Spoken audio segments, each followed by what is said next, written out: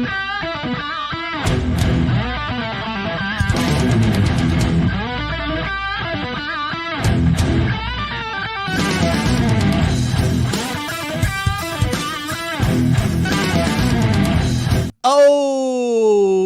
let's go. Welcome to another episode of Small Talk. Thank you for making us part of your evening. Hey. Whether you're catching us live on the replay or on your favorite podcasting apps. Thank you again for tuning in and being here with us, allowing us to talk about what we love to talk about. Got good old Vintage Rebellion here and good old Billy Doritos Boy Badfish. Welcome, boys. How's it going? Not bad, man. We had a HasLab wrap up, and we're gonna talk about that a little bit. You get to find out which one of us are Disney Star Wars shills and which are not.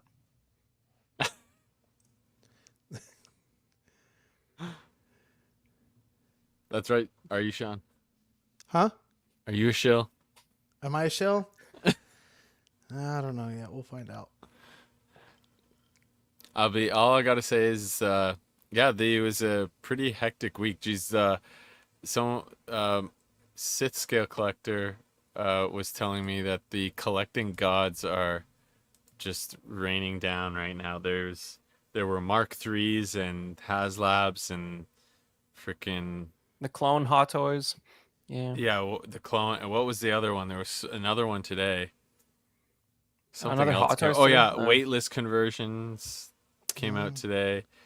Yeah, so just the when it rains it pours. So there's a lot going on that wise. But I've made decisions.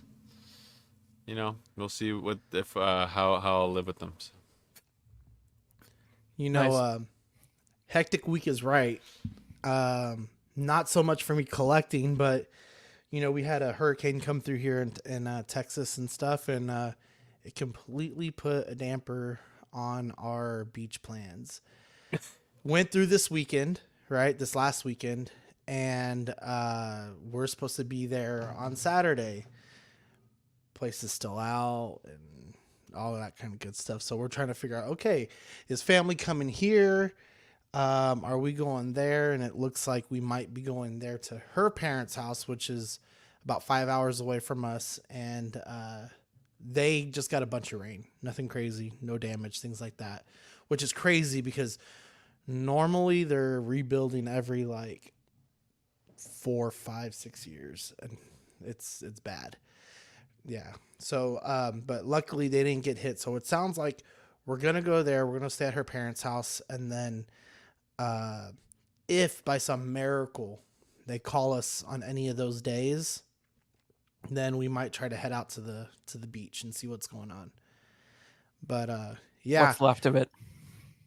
yeah, exactly. What's left of it, which if we get there, I'm a little bit excited because typically when these big storms come through, it moves the sand around and it's perfect for metal detecting. So my metal detecting hopes are still high. And we're still what? If you like metal detecting, you should have watched the Acolyte this week, bro. There was a Wookiee walking around with a off-the-shelf metal detector in that show. They just bought a metal detector at Walmart and gave it to this Wookiee as a prop.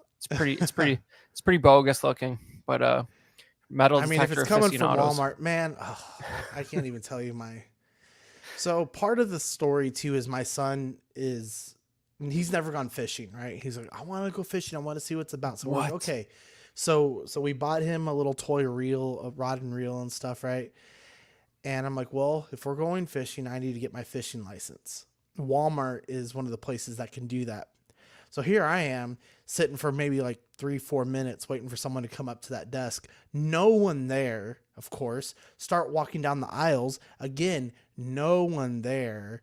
And I'm like, how does anything get done? And I don't know if you guys saw, but there's this thing going around Facebook and Instagram, TikTok, whatever, that Walmart is working on a Walmart Plus, which I think is already active, but you have to have Walmart Plus to do the To be able to ask the self-checkout. employees questions. Oh, To do self-checkout. And I'm like, Oh my how God. are you going to do that when you don't already have aisles open? I don't think I haven't heard any word of that in Canada. Hopefully we just don't get it, because like these days they have like 2 real cashiers and the rest is self checkout at all the ones around me. Yeah, so it's like you might as well not even bother with the real cashiers. But yeah, man, when I go to get my fishing license, I go to Canadian Tire, and there's always a person at the hunting counter over there. Nice. because we live in the wilderness. Yeah. Yeah, there's a little counter for any of the outdoor sports. Yeah. See, I ended up going to Bass Pro Shop, which is like it's a big hunting and boating, sporting supplies place, right? It's basically like a mall.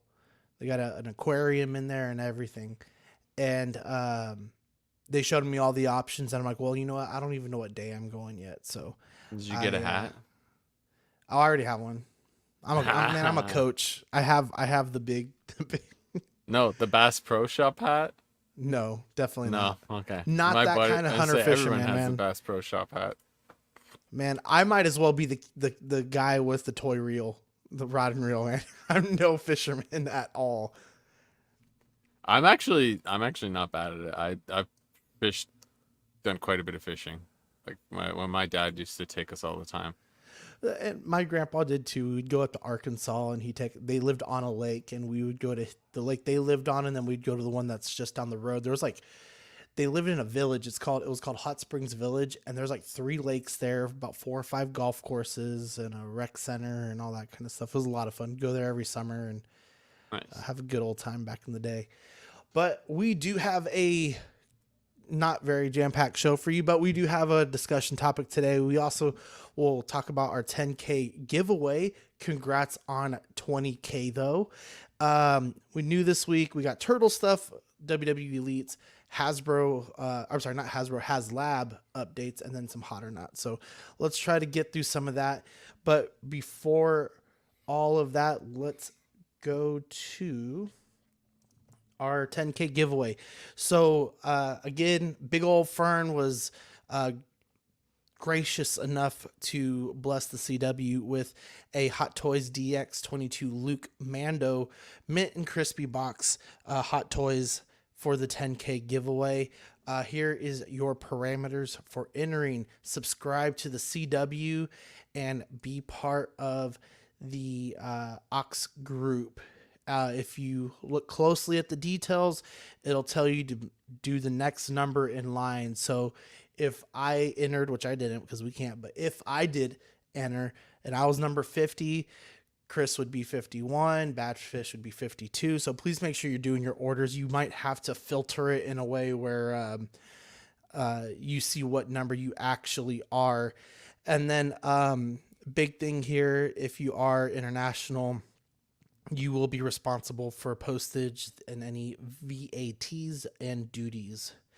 But we do have that coming up later on this month, July 3rd on the CW live show. Get your numbers in and be ready to go for that. Thank you, Big Ol' Fern. Before it's not going to be the 3rd, whatever it is. It's definitely not the 3rd. No, 30th. Gotcha. Sorry. All right. 30th. No, yeah. I didn't know what it was, but I knew it wasn't the 3rd. All right. Sorry. I missed 30th. the 0. Watch the show on the 30th. Enter before that. Before we get to new pickups, we got good old CM Chunk. Congrats on 1,000, man. You're doing great. Loco Lou. Who else? You got to do it. What's poppin', people? Oh, no. See, I ain't got that. What's that? What's the reference? I don't know that. Yeah, I don't know that. Oh, that's what he says whenever he's on a stream. That's what Loco Lou says. Okay. Siskel Collector, King Dingaling. Thank you guys all for joining us today. Ooh, and we even got Casual Nerd Problems. Oh, what up, Casual? Yeah, Casual, Loco's, man. It's Loco's been a while. our turtle head too. Nice. He used to I used to watch his half shell Saturdays all the time. You still doing half shell? I haven't watched it in a while. Jeez, Loco, I'm so far behind on everything. I have to watch so many TV shows too. But yeah, I used to watch him all the time on Saturdays. It was like Saturday morning turtle cartoons. And we also got Mark P. Yes, I did. I did say CM Can Chunk. one of you I did lose say the CM sleeves? Chunk. I'm dyslexic, man. You'll learn. Don't worry. It's nothing personal. This one. Let's see. It's mandatory to lose the sleeves. Someone has to get in the tank top. Sean, you Nah, have the man. biggest guns, right? Eh, Yeah, I it's don't not know. that kind of stream. I got little twigs. Look at these twigs. Isn't that a an After Dark thing? The Yeah, if you want guns to see a lot of topless men, you should watch The Acolyte. Or tune into any stream Zach's on. Oh God. Yep. Sean's Sean's like last one. Sean's like, that show's not real. What That's are you not a talking real about? show, guys. Loco said he's doing one this Saturday. See, there you go. See. A gun show? Yeah. All right, let's do this. Put the All right, pipe guys. cleaners down. Thank you guys for joining us today. New pickups. That's true. I got absolutely nothing. Kind of Okay. proud, kind of not, but But okay. Chris, what do we got today? Yeah, man, I got a bunch of nonsense. So like all the Toys R Us's around here are clearancing these retro Indiana Jones figures, and like I think one of these I had Toys R Us and one was GameStop. They're like 10. I think at Toys R Us they're like $9 now if you can still find them. I passed on them before except the indie, but I think I'm gonna finish out that first wave that are actually remakes of the vintage figures, because like these are like vintage Star Wars adjacent figures. They're the same articulation. The sculpts look very similar, and I mean, like the real ones are like, I feel like carded for that first wave for Raiders, which they only made the figures for Raiders back in the day, and this new line added some for the other two movies. But yeah, I think like if you want the vintage ones carded, you're looking at like upwards of $1,000 for each one. And it's just something, even the loose ones are a couple $100. So like, it's just something I'm not interested in enough to pursue the vintage articles, but I might complete this wave of all the remakes. So I need the German mechanic and tote still to finish it up. The two Nazis are what I'm missing. Well, I guess this guy's part of that crew also, but he's in a costume. So did they change the name, or is it always that German mechanic? No, he's always been called the German mechanic. They Okay. they didn't call him that back in the day either. Yeah. But I don't know if I put the picture on of the card back on one of these other. These are slides. interesting though, because I watch a lot of Toy Federation. If you don't know if you watch it, but they basically are a shop that handle a lot of vintage, and they talk about the Indiana Jones and how expensive those vintage ones on card especially are. Well, It's even just there was not a lot of people got them, right? Exactly. And there was a couple like for like the indie has like an action feature that they were planning to put in the Han Solo figure but bailed on it, where his arm has like a spring mechanism in it for him to like draw the gun. So like it's just there's like the legacy of vintage Star Wars figures tied into these guys, and they came out around the same time, same guys sculpting them and all that stuff. And you can just tell like these card backs are the pretty close to what the original ones looked like, and you can just tell that they're, with this Leia beside it, they're just vibing off their own design. They're like, it worked for Star Wars. It's made by the same people. This should sell great. Wasn't the case, but like if you were a big fan of this line, how wild is it that they did figures for Temple of Doom and Last Crusade in the same style? I don't think they sold that great, but it's kind of amazing for the big fans that they actually got that stuff. It's pretty cool. But yeah, I got those. I'm looking out for the other two, and I got this brand new Leia that has it's about time they did a updated A&H first movie Leia, and this one's pretty cool. Has like a hood accessory to both guns that she uses in the movie. It's pretty good. Is this staying on card? For the time being, I don't know if I don't have really any dios that it would belong in or anything. I just got it. I'm curious. I'm sure I can watch a review. I feel like that hood's gotta look goofy as hell. It doesn't look that bad, but I mean, when she wears it in the movie, it's for like 2 shots, and like one of them is like real far back. But if you look at the next slide, I think I have a close up of it. But the face printing looks great. It's funny. I saw this R2, the R2D2 can you move it at the GameStop I was at today. Is actually. Yeah. Can you pass the slide, Sean? But yeah. So like this, that R2 is like, I do not recommend that. And I got this Black Series Destroyer droid too. But I don't recommend this R2 unless you're gonna keep it carded. Because like I'm sure it's the same one they've been putting out forever. It's probably the same one you were getting in the 5 POA line like a few years ago. Like you should Yeah, not be. yeah. Yeah, like you're ponying up a solid, like it was 21.99 with in Canadian with the GameStop card, which is like It's crazy. Yeah. has no accessories. I remember buying a 5 POA one that came with the rocket boosters a few years ago. Like this one has nothing. You know what I mean? And but yeah, the face printing on the Leia It's looks because the awesome. vintage card. That's why. Yeah, That's why. and yeah, I got this destroyer droid, which is real fun, and I took a fun photo with that over here. That they had one at my local GameStop. It's so like they just got it in. Yeah. I was humming and hawing over it. I went back the next day and it was gone. So Well, Chuck, you should look up the 1995 Power of the Force Leia. That's the real gun show Leia. oh yeah. Yeah, she's jacked. But yeah, I man, still have that. yeah, well, every responsible 3 3/4 collector should have what is commonly known as the monkey-faced Leia in their collection. But but yeah, man, that's that destroyer droid's pretty fun. I know they announced that Hot Toys one recently, but I don't know the if Hot Toys cool. yeah, that's like the size of a coffee maker, man. I don't know. That's interesting. But I mean, I had fun posing that one up and taking a shot of it killing some Halo guys there. Yeah, it was a good pick. Bad Fish, nothing for you, man. No, I've got to get. I've been so busy this week with just with summer stuff, and like work's been really busy because we've got stuff coming out with like releases, like software updates I work on. So been really busy. So by the time I'm done for the end of the night, I haven't had time to go through anything. I'll probably have a few though coming up because I've finally bought the vendor table at the show that Chris is doing on August 4th that he's helping organize. So I'm gonna trying to do is different toy shows than the one I keep hitting to try and get different people looking at the stuff I got so I can maybe move a few more things.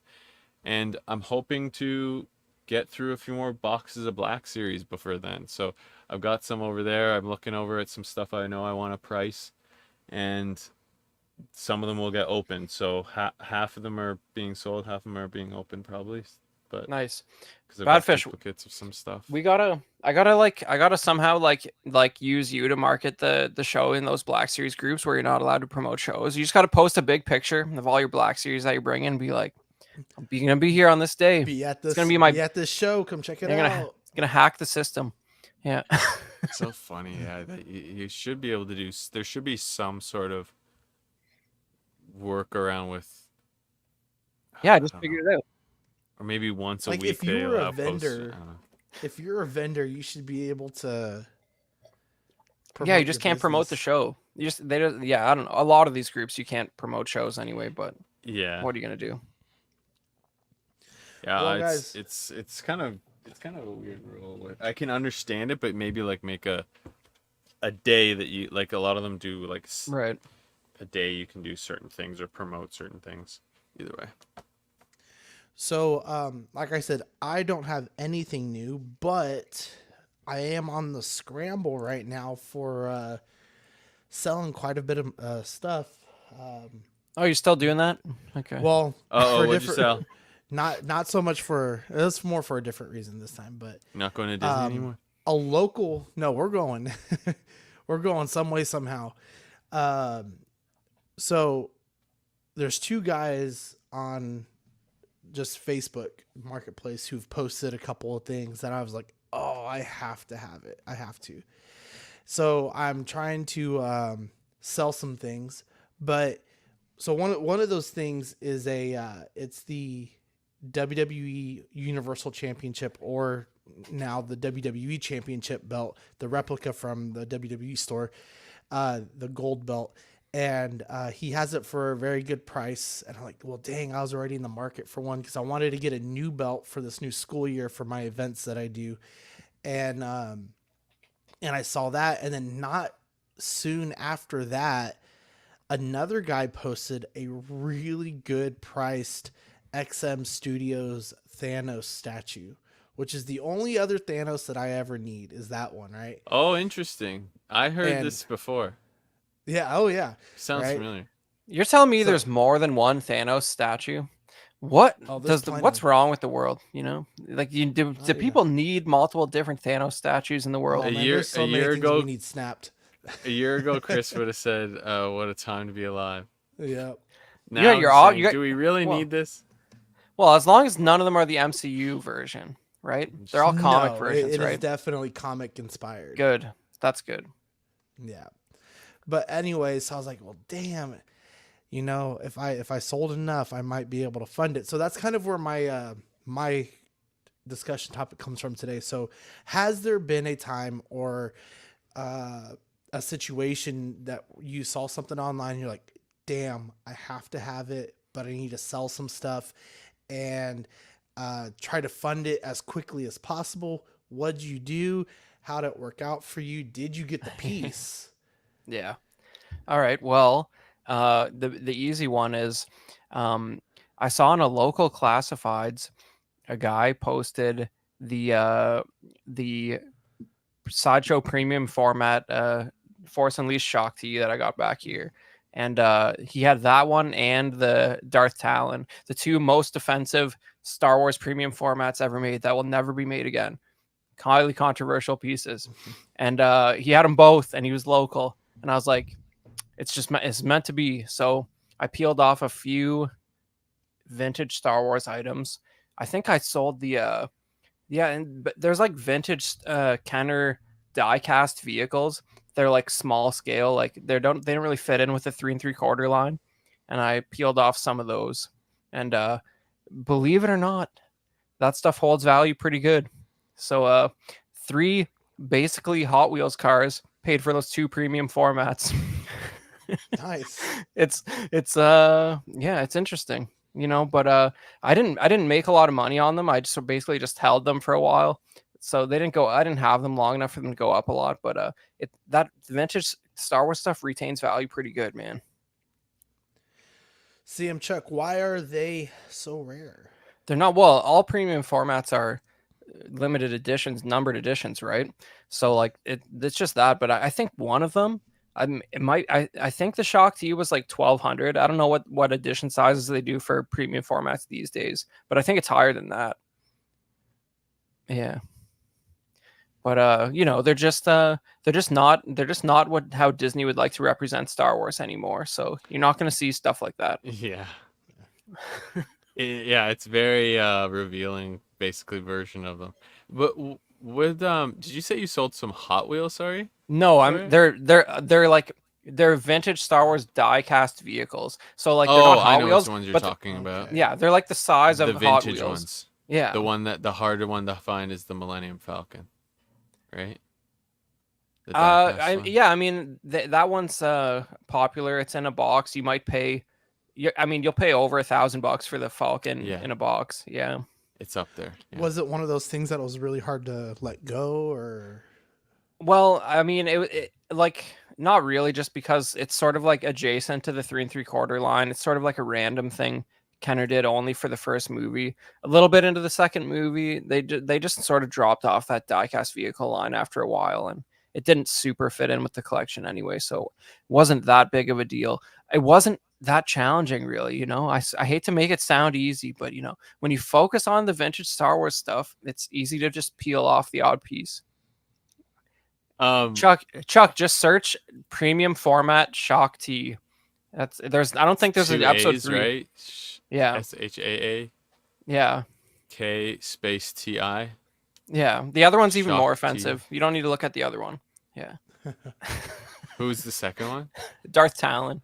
Darth Talon. Okay. Yeah. I will say though, like so here's a question. Those things, you just know they're in demand enough. You know who's gonna buy them. You could move them immediately. I moved them in 2 days for like exactly what I was asking locally. Cash. Yeah, it's crazy. Because you're in those sorts of groups. Yeah, it's weird. Like the very active Canadian collecting group for the vintage stuff. Like I feel like it's me and like 7 people who like go to US events a lot. Like the US collector market is like for that extreme like hardcore vintage collector, it's probably like a couple thousand people who are like really hardcore about it and spending a lot of money. But like in Canada, it's like a really small community. Yeah, I could see that. I Yeah. could see that. Yeah.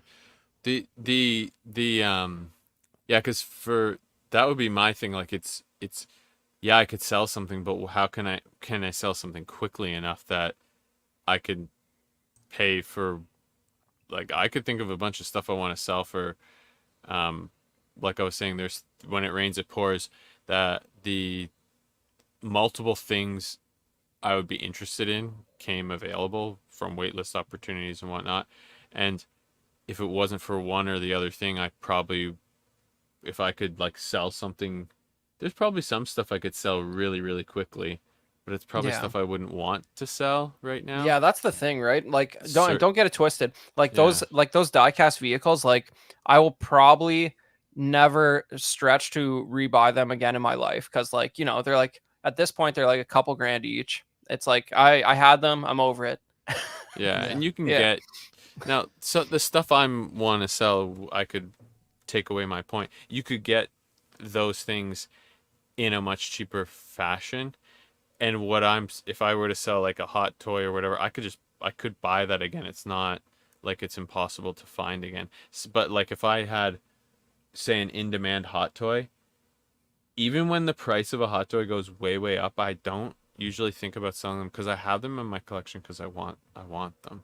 It's, Right. I'm not holding on to them to hope that they go up in value. It's kind of nice knowing that they're worth something, but I don't know. It's like, and the stuff I made some decent money at the toy show at this point, but it took time. Like I've been doing toy shows for about a year now. I think it was a year as of April. But so the the time it took to do that took time, and I think though as well, I'm not in the best market. Like that's why I said I need to get to different shows and try different cities, and because I think there could be more opportunity to sell. And then there's also, I could sell on eBay, which is a whole nother freaking like pain in the ass, Yep. posting singular items and like listing single Boxing, items, shipping, boxing, shipping, and then you know how many times postage. every time I've posted except for once, the most expensive item I've ever sold made it no problem. Everything else I've sent two other items that were like $40, Yeah. $60 was the other one, 40 and 60, and they apparently never made it. And the one was a shit show, and he like, um, it was like he got the refund, but he still gave me like a negative review, even though it was the post that lost it. It's like I don't. Dude, people get crazy about that. Like It's like I like Yep. I was how this is an overshare, but no names. But like I was saying, like the vintage Star Wars community is like real tight, right? Like I was just on a Zoom call with a buddy who was like, "Man, I just bought the 1979 Kenner sales catalog from this guy, $200." And it for a catalog that shows vintage Star Wars products for sale, 200 which is bucks kind of US. cool, but Yeah, 200 yeah, bucks US. And he's like, the guy went and had a stroke before he mailed it to me. Can you believe that BS? And I'm like, he's so indignant that he didn't get his catalog mailed to him before the guy had a stroke. Of course, the guy had the money and didn't mail it for a month before he had the stroke. So he's making a joke out of it, but it's still, yeah, you don't ship something on time. People get salty real quick. I don't even like yeah. doing it because I always take too long to ship stuff. Once I have, every time I have had eBay orders, I've shipped it within I think like 1 or 2 days, just Yep. depending like because of Yeah, where with I am. eBay, your feedback But will once your feedback gets a hit on eBay, people just won't buy from you. So it's exactly, like, and that was like yeah, one of my like third or fourth sales, I think. And then the guy gave me a negative review immediately before it was even, because I don't think it was even like had gone through the process yet of eBay like reviewing it. But either way, it was like whatever. It's just such a pain. So I don't know. Selling stuff is a lot of work, though. At least in Canada, I feel like, I feel like in the States it's easier to move things. Because like you said, there's just a larger collector's market. There's more stores. There's more stores that are going to possibly buy your stuff. Like there's more Yeah.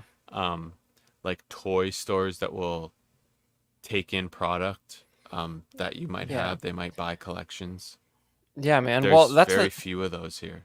well, all the extreme dudes are in the U.S. Like this is basically a toy show that we're setting up. Like, it's called May the North Be with You, August 3rd and 4th. Come on down if you're near Toronto. But like we have like 20 guys from the U.S. who are flying out for this show. That's how hardcore these guys are. They're flying, getting a hotel for 2-3 nights to come do our like toy show / panels and stuff. You know what I mean? Like I don't like the list of savages in Canada who do that. Like it's like 7 people and I'm on it. You know what I mean? Like who are going to the US for like nonsense vintage Star Wars events. Like it's just the population difference like actually breaks down like that. It's crazy. Yeah. The one time I did kind of get real into eBay, it was because we went to a neighborhood garage sale, and there's a couple houses that hit really, really well. And it was my first time really doing it as like a seller. And things sold pretty quickly, but like the money it just sits there for about a month, right? And I was calling, I was like, hey, why is this sitting here? Like, well, you need to make at least like $200 before we could just release it to you immediately, or it might have been more than that. And some of the stuff I sold was actually pretty good. Like I thought it would sell better online, and it did. It was those Skylander gaming toys, or like, you know, you have to have the little piece to play the game, right? And I sold one piece for like 50 or 60 bucks, and then another piece for like 30, 40. And then I got off of it for like a year, right? Picked up another item, and I was like, you know what, this would be good for eBay, and like paying their fees and paying shipping and all that kind of stuff. It was just going to work out for me, right? And then I did it. I sold it, and they held it for even longer. I'm like, why are you holding my money? Well, you've not been to secure the account.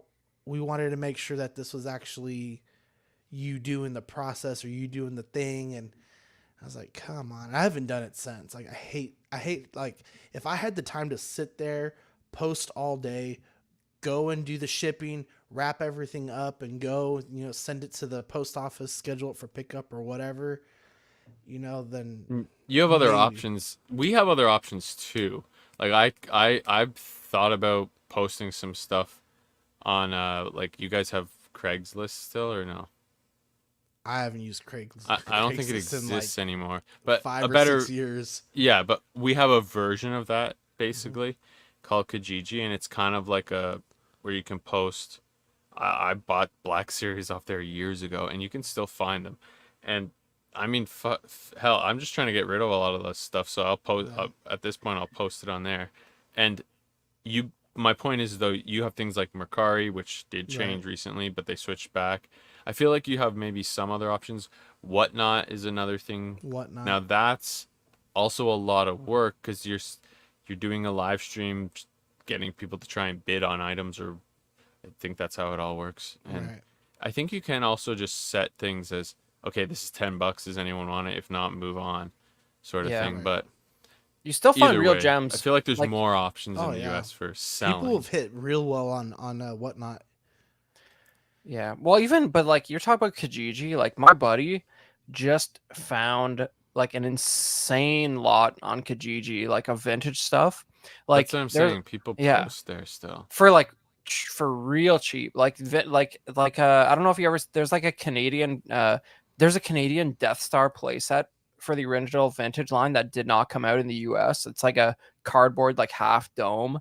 And like this guy had like a boxed Canadian one. He posted on Kijiji for like $600, and it's like, it's even the more sweet when you know they didn't get it in the US. You know what I mean? Like it's like that's the ultimate stuff, right? but I mean, that was just some guy cleaning out his attic, posting on Kijiji. It's crazy. People don't want to deal with eBay and fees and all that stuff. No, not at all. And so, when it comes to that, just I think it's 13%. Just whatever you were gonna charge, say figures $50. Just you gotta add the 13% to your. and that's with any place now, because Mercari I think is lower even with the new changes. I think they went back on a lot of it, but I think it was like still a lower percentage than eBay. Yeah, I was gonna say those Skylander things have become like fodder. I see them at the show now, just bins full of them. But some kids are still picking through them. I think people still play it now and then. But when I was at that garage sale, I had the place, like not the play set, but like the docking station or whatever, and I had I can't remember. I had a couple other things with it. I basically said, "What do you want for this box?" And I went through it, and I was like, "Oh, I could sell this. Oh, I could probably sell that," and stuff. So for these two particular items that I'm looking at now, I basically sat up here for about 2.5 hours just looking at my collection, like kind of like what you said, Badfish. Like, what do I want to sell? Well, I really don't, because everything in here that I really want, and I know that goes back on what I said with the whole Disney stuff, which that's still in the process. But I have my my NECA TMNT Universal Monsters up for sale for super cheap. I'm doing $20 a figure. Those are like $35 figures, right? With all the accessories. I'm doing the gargoyles that I have, 20 each. I recently got a few WWE stuff that were extra. Like I only wanted like certain things off of certain figures. So I bought the figure, and now I'm reselling the figure because I took the piece that I need and stuff. And then I have the Hammond collection Jurassic Park stuff. I have like 4 of those. So you have the T-Rex? I have the Rex, the Triceratops, the not gonna try to say his name, but the hardhead one, has the helmet. Pachycephalosaurus. Something like that, right? From the third episode, the third movie, right? And second movie. Yeah. Even I have that Hammond collection T-Rex. It's the only Jurassic Park I have. Really from 65 million years ago. Wow. Yeah. And then I have a Velociraptor. So we have complaints. Oxfather is visiting us, letting you know, Sean, your audio needs to be adjusted. What? I'll put it up 10% more. 10%, maybe 15. And I don't know who O'Hara, I can't read something Panda is, but they said Chris for the wins. I don't know what I did right, but I thank you for your patronage. They're on Twitch. Watching on Twitch. Let's go. Nice. CM Chuck Dino DNA. I've always thought it was funny, even back when I was a kid, they had those little DNA cards or something for the dinosaurs, or you could open them. They had a little place to scan them, but they we've got a dissenter. Sean sounds fine. I think though they have now, you can scan it with an app. They have little DNA QR codes. It's kind of cool. You collect it like Pokemon Go, where you have like a Pokedex of all your Jurassic Park dinosaurs. Yeah. Probably something like that. It's a good move. I mean, I don't know. It's always fun. Yeah, Chuck's like, oh, I don't know, man. New people that's on Twitch though, Chuck. We don't know who's like. I've never got it. I don't think I've ever noticed a Twitch comment on Small Talk in my life. But that's good. That's good stuff. We appreciate you. I didn't say it would be today, just in general, Zach. Chuck, thanks for the love, man. But this is your first mistake. You're wrong. Okay, guys, let's get into some figure talk. So we got Mezco up first. This is the 1/12 collective Casey Jones for $120. It's currently waitlisted.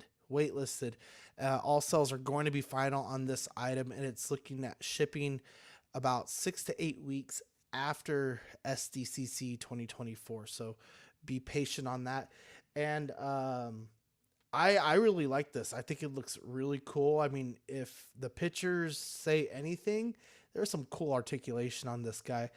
He's gonna have his hockey sticks, his bag, his mask, his arm guards, all kinds of stuff. I don't know. I don't remember what you call this, but they use it in cricket, right? Don't they use? It's like a bat. Yeah, that's all I know.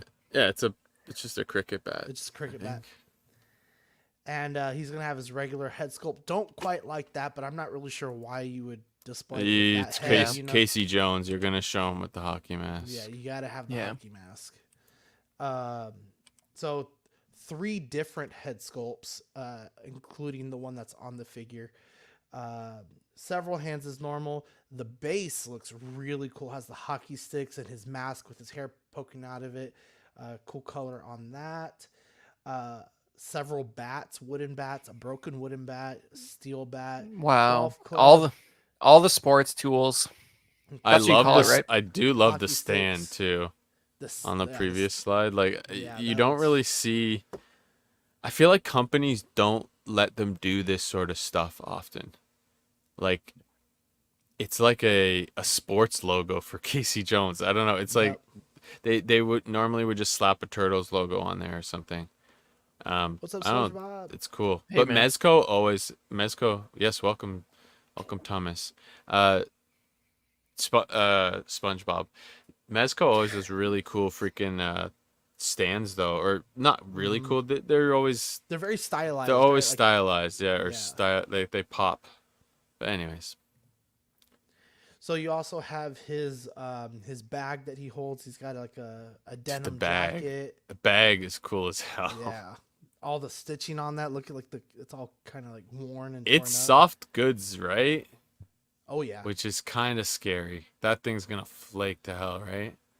It looks great in this photo, but yeah, I think it hear you depends on saying. how much you take like the stuff in and out, or if you're even using it in general, right?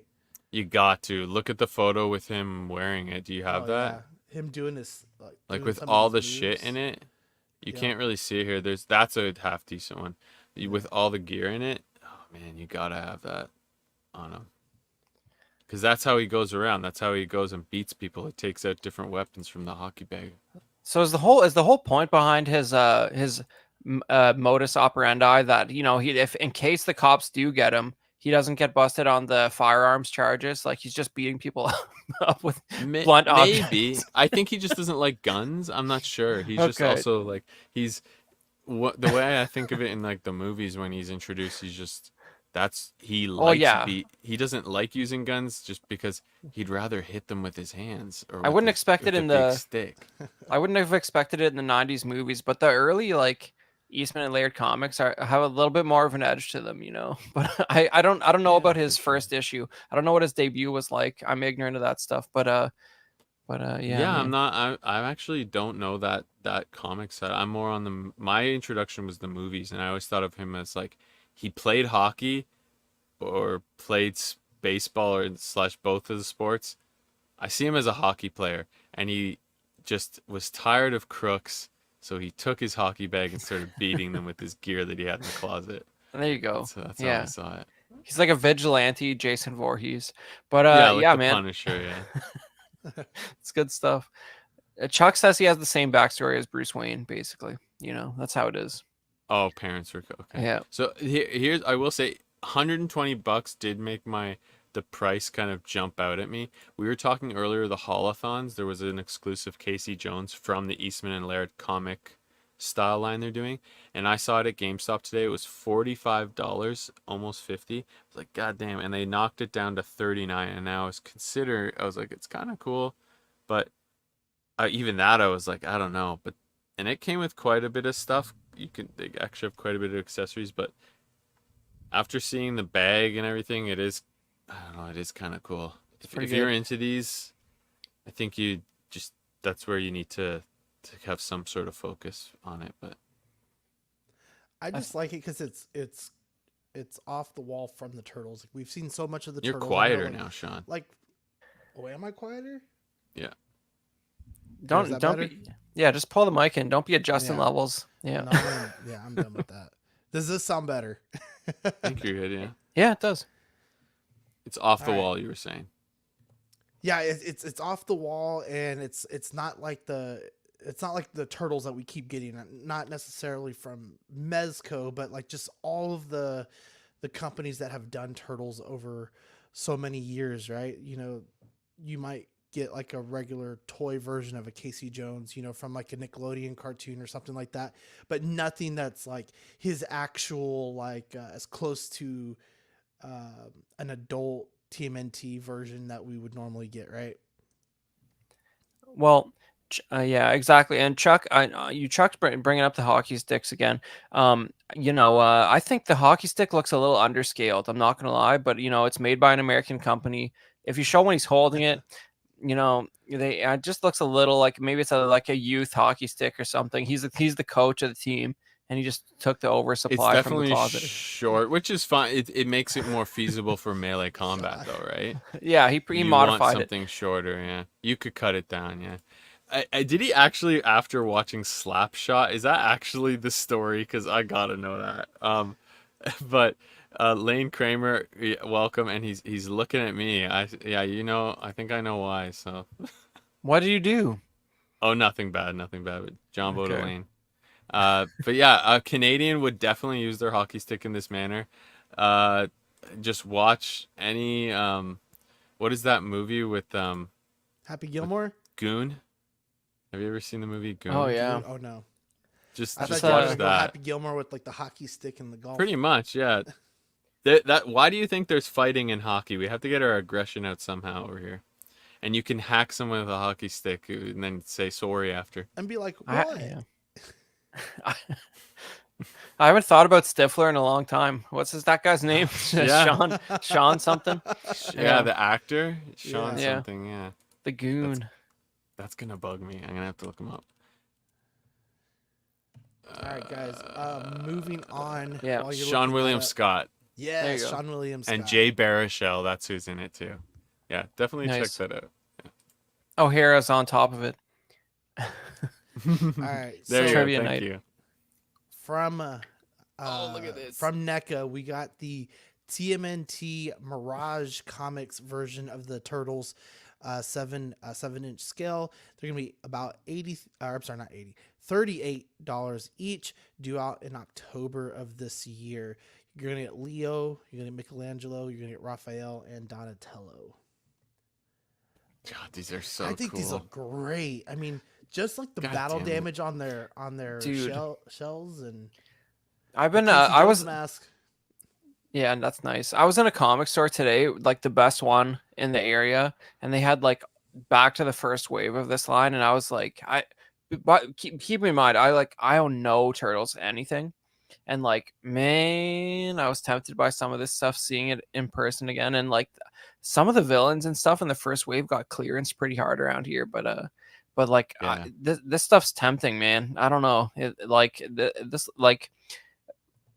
Eastman and Laird are just like such legends, and like I just love watching interviews with them and stuff, and like just their personalities and what they brought to like the whole comic book like the industry, man. Like they're just such edgelords back in the day, and like these books sold such low numbers, you know what I mean? Like it's so hard to imagine, like there's some of these early Turtles issues, there's like a few thousand copies, right? And like the impact it's had and the amount of stuff that gets turned out to these days, seeing figures that are like based on that early stuff is like it's compelling to me. It interests me in a way that all the Mattel stuff really does not. So The do y'all cartoon know? really helped propel the Turtles phenomenon too. Do you know the Turtles and Daredevil connection? No. So apparently, the first issue of Daredevil, where he gets blinded because of the accident with the toxic truck and the chemicals. That's the ooze that drips The on them? ooze drips down into the sewer, and there's a picture of turtles who are getting into the ooze, and which No way. become the Ninja Turtles. No, that's not right. Well- It was a TCRI container. It's TCRI. it's an unofficial deliberate reference, kind of like how Ridley Scott continues to insist that Blade Runner and Alien take place in the same universe, even though there's no legal basis for that. He puts Easter eggs in both of them to like perpetuate that myth. But yeah, PGRI, sorry. Yeah, I mean they'll force it as much as they can, right? They'll what's it called? Retcon.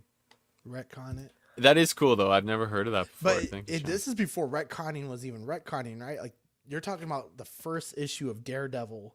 You That's know what I mean? funny. That's an old book. That's a really Oh, old book. so here I like the way they do to be continued. Is that teasing the next figures? Interesting.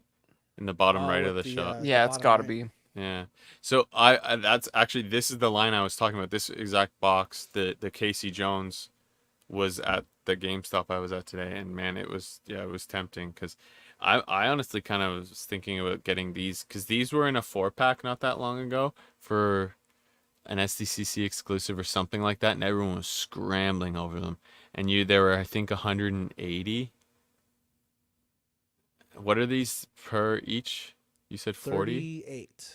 38, so about $40 a pop now. So they're I think 150 or 180 for the big pack, but it was an exclusive. The box art was beautiful on them. It was like a big scene of them fighting like some foot soldiers or something, or some of these bots. But either way, that's NECA always does this. So if you missed anything like this and you're curious on getting, if you're interested in getting the turtles again on like in the cartoon line, or they've released the turtles in the cartoon line I think 3 or 4 times, just alone, and this is again the second release of these, and it's been less than a year. So I would imagine if you really don't aren't like if you see some of the old ones and you're curious or want to get them and they're crazy prices, you could probably wait. But some of the deeper characters they might not do again, but definitely any turtles and stuff, just wait for a re-release because they're even redoing the 1/4 scales.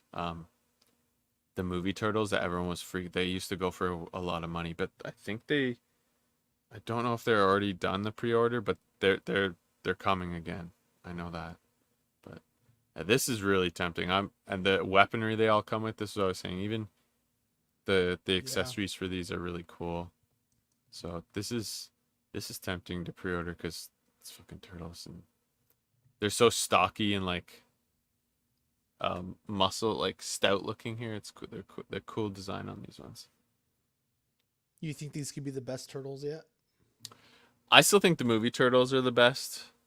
I have them already, so that's what makes me hesitate on any of these. But I don't know, the different versions. You could argue it just depends on the version of the turtles you want, and the way NECA does cartoon styling is really cool. I do like the way they bring cartoon style to the figure form. Excuse me. So the only other NECA we got is the Dinosaurs Ultimate Earl St. Clair, the We Say So action figure. This is gonna be $41.99 due out in July. So it's right around the corner here. And I'm really enjoying these dinosaur figures that they've been coming out with. I really did like that one that they did for STCC with the superhero costume, and I just think it's a fun, bulky figure just to have, just kind of have laying around. Yeah, I like this classic look, man. It reminds me of like, I don't know if it was like a McDonald's Happy Meal toy or whatever, but like you always see these at toy shows. They have like it was it was McDonald's or Burger King where they had like the dinosaur cast and they had like a plunger on the end to like they had like a little animated action on all of them. That's my biggest frame of reference for this show because like I probably watched it like 3 times as a kid, but those toys stuck around forever, and this was one of those classic looks. But I mean, the articulations hid well, except for where the legs come up against the tail. It looks a little bit of a weird gap there compared to the screen used But he's version. meant to be bulky. Yeah, if you get the legs in a little tighter, that probably doesn't look as weird. I vividly remember this TV show, especially that lunch pail. Holy crap! Yeah. But this is more the like show, like the base costume, I guess you could say, for this character over the SDCC one, right? This is the first release of this, or I forget if they've done this before. I think there's one more that came out. There should be 3 of them. So that's what I'm saying. NECA kind of likes to double dip a bit, but I mean, every company has to do it to make the molds work. But these are cool. Like, what a time to be alive. Who thought you would see these sorts of figures, and actually in pretty coming off the screen, like I wouldn't. Are you gonna grab this? Do you think, Sean? Because I as much as I remember this show, I don't have enough nostalgia to have it on the shelf. I Like don't I'm have I yeah. don't have like I remember seeing it, you know. It was never a show that I fully watched. Like Oh, if I I'm watched it being quite a bit. honest, like besides like Jurassic Park, I think my dinosaur movies were like Land Before Time. They were Flintstones based, but this is close enough to that where Do you remember like, the baby?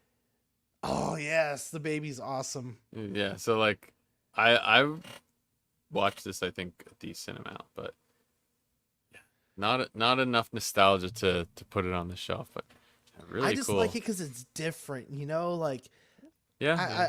I've been saying it. I'm a little over the superhero stuff and some of Oh the. boy, Oh, that's I awesome. know. I can't even believe I'm hearing that. That's great. I think the whole world might be. Geez, it's only one. There's only one Marvel movie coming out this year. Oh, I know. But so this is going to come with an extra head sculpt. The helmet is removable. Well, you know, it wasn't. I thought I saw a I picture. like Yeah, the way it sits. Yeah, look, yeah, it must be. just barely sits on his head. I like because that's how it So was in the show though. It like kind of awkwardly sat there. Very It's probably functional. like taped down. Yeah. These are kind of like kaiju costumes if you think about it. Like this is like 70s God. This is yeah, like basically a 70s Godzilla costume, like a man in like a floppy dinosaur costume. Dude, the That's good tiny stuff. hands in the first pick. Look at how tiny the hands yeah. are in the first pick. It's so funny. Where he's So you'll like get the extra hands. You're gonna get the posing. beer, the 6 pack of beer, and the lunch pail. He's gonna come with a plaid shirt with a jacket that says Earl on it. And guys, I'm not gonna lie. I'm really digging. I'm really digging these dinosaur figures. If they came out with the baby, I might just have to get. I might have to go in on some of I say these. if you're gonna get But one, you could. This would be the one, right? this would be the one. I feel like this is Mm. the most like common one, right? Maybe not like the. I don't remember what the other one looked like with the street It's clothes, iconic. but this it's his work clothes, right? And the whole point was that he was a dinosaur who was a working dad. I don't even remember the mom. I remember the baby, and I think they had one or two other kids. Yeah, Yeah, one's I a think so. triceratops, I think, and How then does one is that like, work? yeah, it doesn't. Well, I think the implication is that there was some infidelity, Badfish. Oh no. Let's see. What'd you do, Earl? Yeah, but that's. I mean, this is iconic stuff, man. I just remember it from that Happy Meal toy. I wouldn't get I'd it though, love to like you see said. it. But I hear the last episode of the show is like really dark, where like they all know the asteroid's coming, and it's like televised on the news, and they Oh just all die. God, really? Yeah, the last episode they just killed them Jeez. all. That's terrifying. I'm seeing the picture. I remember the family, like the mom Yeah, and the I'm looking at sisters him now. right now. But the baby was more memorable. But God, that is terrifying. How could they do that? I'm gonna have to watch that now. Yeah, that's funny. And there he is in box. You know, I think NECA always does a good job at packaging their stuff, and I feel like some of the other companies, we won't mention who, Hasbro, right? Um, uh, are kind of taking from this. Like, I wouldn't mind if Hasbro put a flap on their boxes, you know, but they're so big on it, right? Like packaging everything so neatly and stuff like that. And this looks good. Did you see the new Acolyte boxes in store, Chris? There's Acolyte stuff already on the shelves. I haven't seen any of that. Oh yeah, I saw some today at the store. They're back to like the big chunky box. It's almost bigger than the old, which is weird because when they went to the Galaxy murals or whatever with the little angle, it made the shipping boxes quite a bit smaller. So it's weird that they're going back to the like big box, wasting more space almost. But or Did you using see more the? material. I mean, I guess it's back a wave, but like the box for the Black Series box for the Destroyer droid is so insane. Like it's so unnecessarily large. Like you could fit it in like the red box, like original You figures think so? boxes. Basically, like it Yeah. folds up like really flat, right? I But guess they're doing it also to try and just push the price. Like, it value, makes you feel like, yeah. perception of value, yeah. All right, so that's all we have for NECA today. Up next, our Marvel Legends. The only Marvel Legend we have is the Venom action figure from Venom Let There Be Carnage. This is going to be $24.99. It's going to be due out October 6th. It seems to be like it's a Target exclusive. It was on their little con that they're doing. Pre-orders are currently sold out, so you're going to have to try to find it at the store. And there may be, once Pulse gets back up, there may be limited quantities on Pulse as well. But this is cool. So I remember having this figure, and for $24, I feel like it's a lot of a figure. Just the original one, it didn't have anything crazy. I think it was just him with a couple of hands.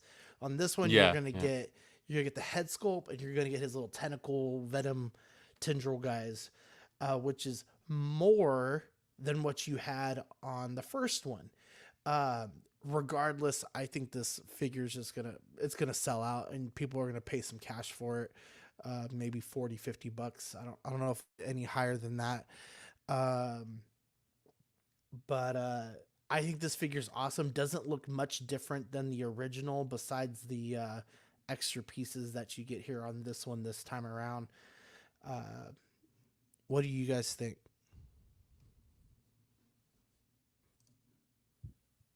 Damn, hey man, like this is I like this a little better than than those ones that have like the thick like contrast, like white and black, like Venom look. Like, this looks a little more nuanced. Like the paint up on the shoulders looks a little bit more natural and realistic. Is this from the second movie, or what's this? What's the source material? Yeah, it's the second movie, Let There Be Carnage. Okay. Yeah, I guess that explains the paint app choices. It's not comic style, but I don't know, man. Like, I haven't seen that movie. I kind of enjoyed the first one, but the reviews I heard sort of put me off the second movie. But I don't know. I like the look with the multiple heads. Does the back look crazy? Is it like full of plugs? Like, if you take those off, does he look crazy on the back?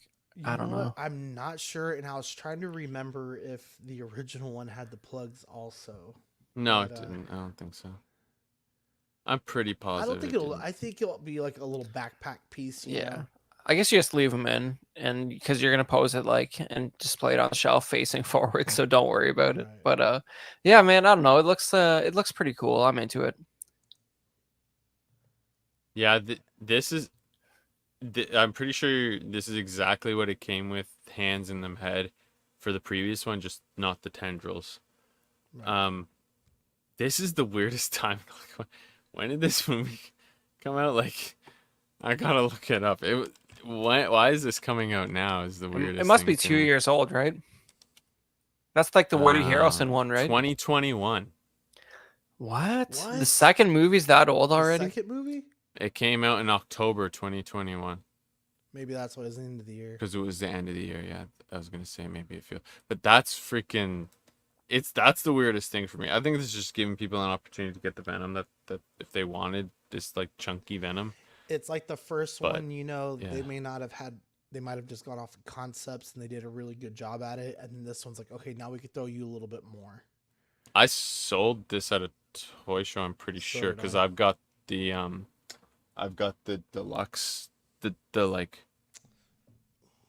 one that's big and chunky. What the heck do they call it?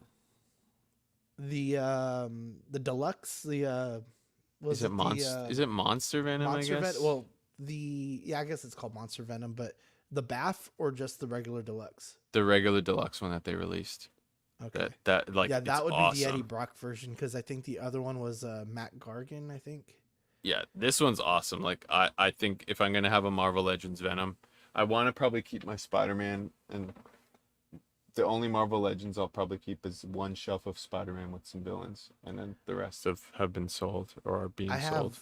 I have that SH figure arts of this Venom from the first movie, and I'm very happy with it.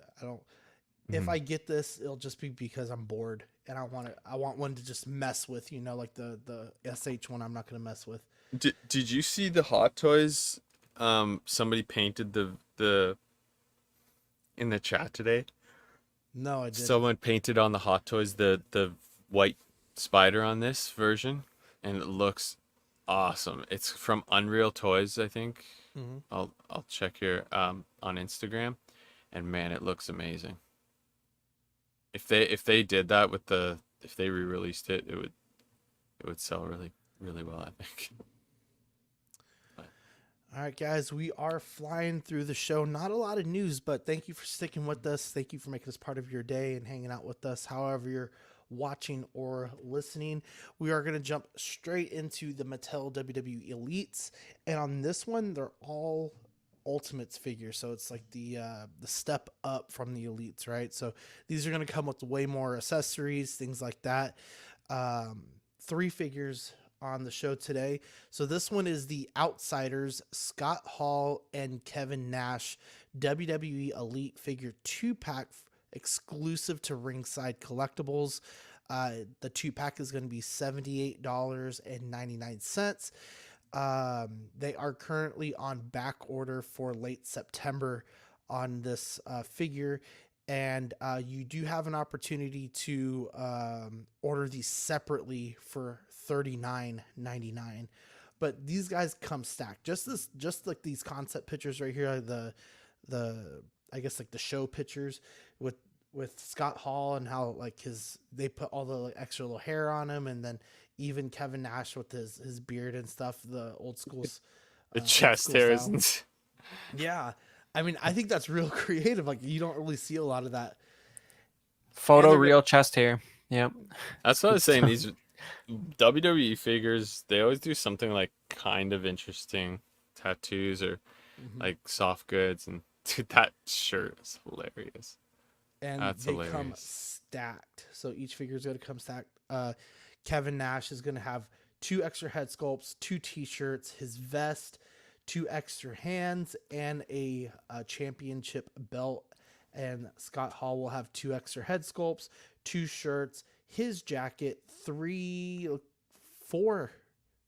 extra hands, and the championship belt, which I believe should be the tag team championship belts. So ringside collectibles exclusive on those ones. You can pick them up there. And then the next one we got is The Rock, the WWE Best of Elite Edition number 4. This is going to be $34.99. It is back ordered for August, and there's 2 different versions. From what I could tell, exactly the same figure. The boxes are just colored differently. So the next one will be the red box version, which is $41.99. The original is $34. This is one of those weird cases where the figure looks better with the glasses off. Normally, the glasses on look better. But I feel that way on a lot of these figures that have glasses. Like, they just pull out this way. They don't really form to the face that well. I do think his face expression looks a little bit odd with the brow that is down. The eye's a little buggy, but yeah, it's pretty good though. It is The Rock, and I love the tattoo detail is good on the bull. And so he's gonna come with 2 extra head sculpts, one yelling and one is kind of like regular face staring straight on, where the one on the figure has the eye expression that he does. With which expression? The eye expression, like what's his it called brow? Though? Come on, you're a wrestling fan. It's just the people's eyebrow. Come on, you're the wrestling guy. Even I knew it, he's and I don't even boss like now. anything. I don't like anything, and I knew it. He's the final boss now, man. This is old school. So he does come with the WWE microphone, the sunglasses, the shirt with the Brahma Bull, and his championship belt. And and here's the box variant, all red on one, and then just the original white box, which again doesn't look like any difference at all. So what year is this version of The Rock? Like 98, or like what are we talking about here? I was thinking like 96. Okay. Maybe a little bit earlier. He's got the sideburns are pretty extreme. Yeah. I might have been. I think it's when I was watching you. This was. I don't think I was watching then, but I could be wrong. I think he wasn't till a little later. For this persona.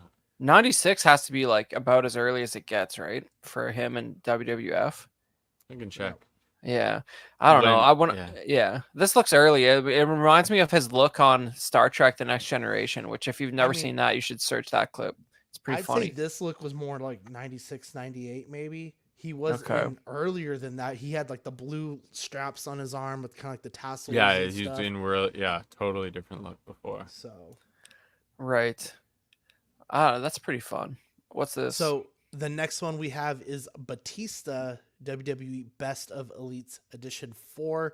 This is going to be $35.99, and it looks to be available now. So this is inspired by his contract renewing, and there's a scene where Nature Boy Ric Flair comes out, Triple H comes out. Shit, I think I remember this. And they ask him, you know where you need to sign. Like they're kind of alluding like you need to kind of go stay here, I think it was. I can't remember. But he has a SmackDown contract, and he just goes thumbs down and he attacks them. It was awesome. choosing between Raw and SmackDown, right? Yes. Okay. Right. By the way, The Rock's big rise to fame was 98, but I'm trying to see when he did his Brahma Bull persona. Okay. I would say it's a lot later though. So you're Either saying way.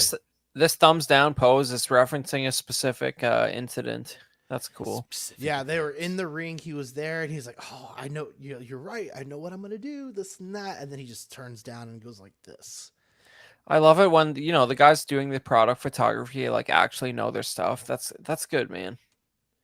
It's cool. So this is gonna come with 2 contract clipboards, 2 extra head sculpts, 1 regular face, the other one kind of screaming, 6 extra hands, a shirt that says the animal, and the World Heavyweight Championship. And then he's just gonna have his regular white and red box, where The Rock had a variant of the all red box. But this one, I could pass on the Scott Hall and the Kevin Nash. I could pass on The Rock. I have a Rock that is close enough. But I do specifically remember this episode, and it would be really cool to have that. It's going to force me to get a Triple H. It's going to force me to get a Ric Flair, which just pushes you down the rabbit hole. Yeah. How many different eras of Ric Flair have they made in this line, man? That's crazy. I have no clue. I have not gone that far down yet. You got to get the period correct version of Ric Flair if you're going to set that up. Oh man, I think he was in a suit, and Triple H was probably, I think he was in like I can't remember if he was in a t-shirt or if he was in a suit too, but we'll have to find the clip and I'll send it to you guys. Nice. All right, guys. So we have some hyperspace highlights, and just by the feel of the chat earlier, kind of confusing, kind of like why is what I got. Yeah. Well, how do you follow up a successful HasLab campaign? You post weird Halloween repaints of Black Series figures. That's what you do in the summer. Yeah, exactly. And you got so here you have first of all, you have the Inquisitor as Dracula, which is like unofficial Dracula because they don't want to step on they don't want to be paying Universal any royalties. So this is like public domain Dracula, generic vampire version of the Inquisitor. And like everyone's favorite character, the Inquisitor from Obi-Wan Kenobi, the TV show. Let's get a repaint of that guy out. Why not? And then you have Cad Bane as Frankenstein's monster, which might be a public domain character, so they don't have to worry about Universal coming after them, I guess. And he comes with Frankenstein comes with a little Babu Frick, and he's green. And Dracula comes with a Minoc from, I think it was an SDCC Han Solo that came with this Minoc originally. It's like the Minoc's a bit of a chase. Right. Yeah, but it's like a Halloween colored Minoc. But I mean, these look crazy. But I've never been a fan of these holiday figures, Christmas or Halloween.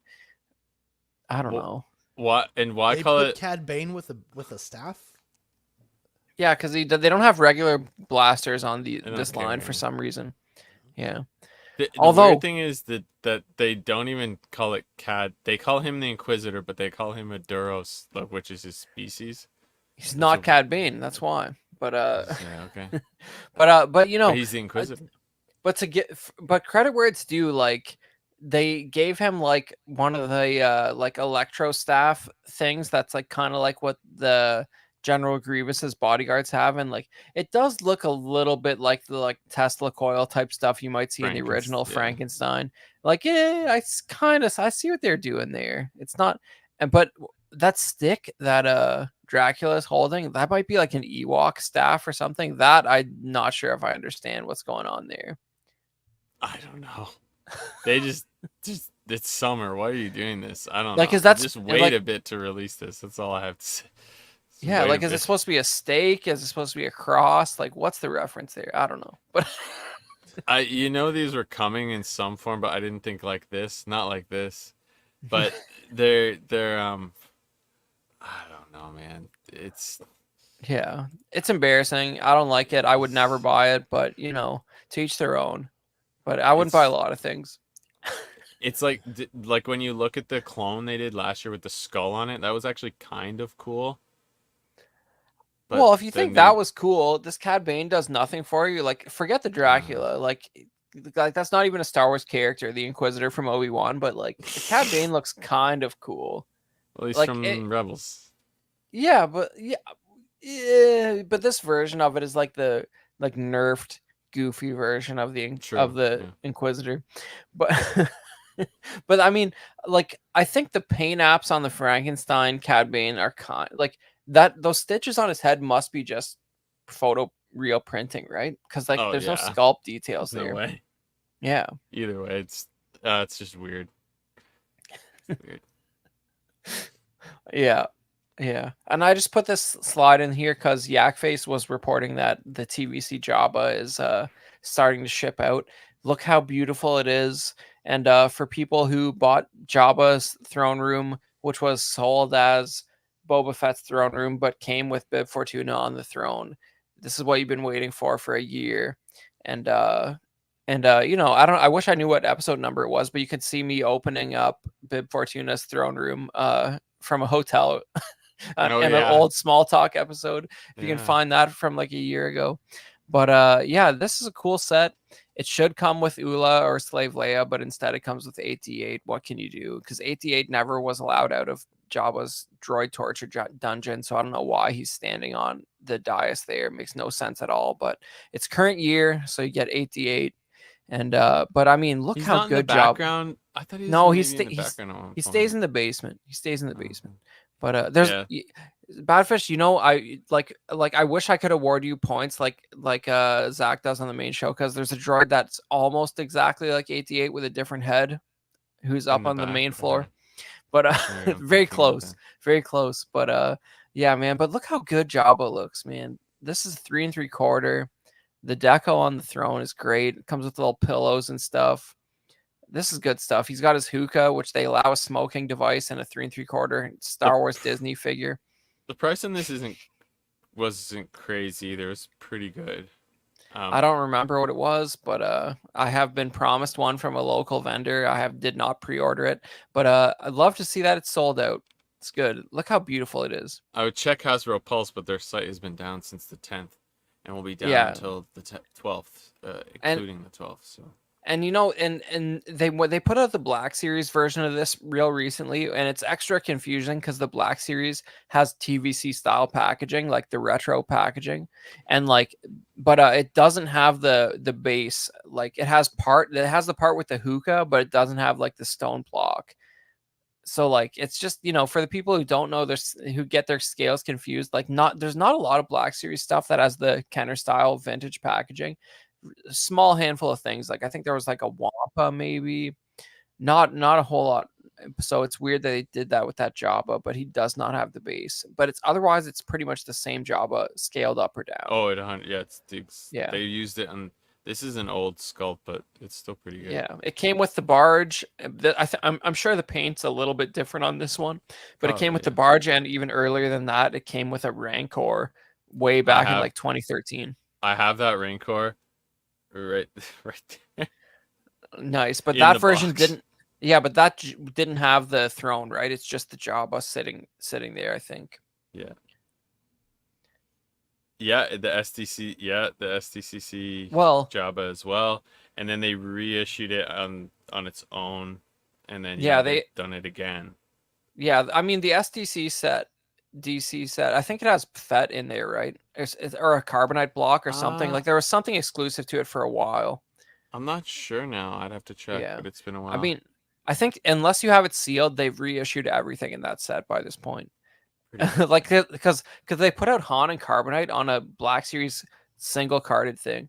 But yeah, here's a shot. I just included this shot because this is from Star Wars Celebration London 2023, where I took this shot because they did this diorama on the show floor where you had Jabba yet to be released. Which I guess if you look at this, this is interesting because the pillows here are plastic pillows, indicating that it's from the 2010 Dark Side set. So like they didn't have the pillows from their new set. It didn't even here. have the new and Yeah. honestly the dais looks different if you go back. Like it's a different paint apps. The right. colors on the metal parts are a different color. So Yeah, it's probably just one they grabbed from a previous release. Well, not only that, but the most fun thing about this shot is you have a vac metalized C3PO, which they have not released in 15 years, and the 8D8, which comes with the new one in this shot. It's the 1983 version in this shot. That's hilarious. I have a chrome vac metalized 3PO, but I don't think it's this one because I don't think its legs bend. Yeah. Well, I have like the Power of the Force one. Yeah, this one, there's one. I think this is the one where it comes with Salacious Crumb, and he's got the green goo on him, and his eyes being pulled out. This is probably the best one if you're gonna do a Jabba throne room. Yeah. Also, just notice that hookah is completely different. Okay, so it's probably the 2010 version. Look, it's completely different. Yeah, but it was just cool to see because at this point in time they were marketing the Boba Fett's throne room, but they weren't. They knew that they should display it as Jabba's throne room at Star Wars Celebration. Because that stick of meat wasn't ever in Jabba's. Oh, I think it is. Yeah, that's part of the set. I'm pretty sure it is. I thought it was one when Bib moved in, but either way, the only complaint I have is the HasLab just funded, and we just got charged for a HasLab. Don't release this a week later. Yeah, that's just my opinion. Yeah, but if you bought the throne room, you need Jabba because it's neither Bib Fortuna's or Boba Fett's throne room. Yeah, it's just you gotta do what you gotta do. Yeah, it's funny that's sold out.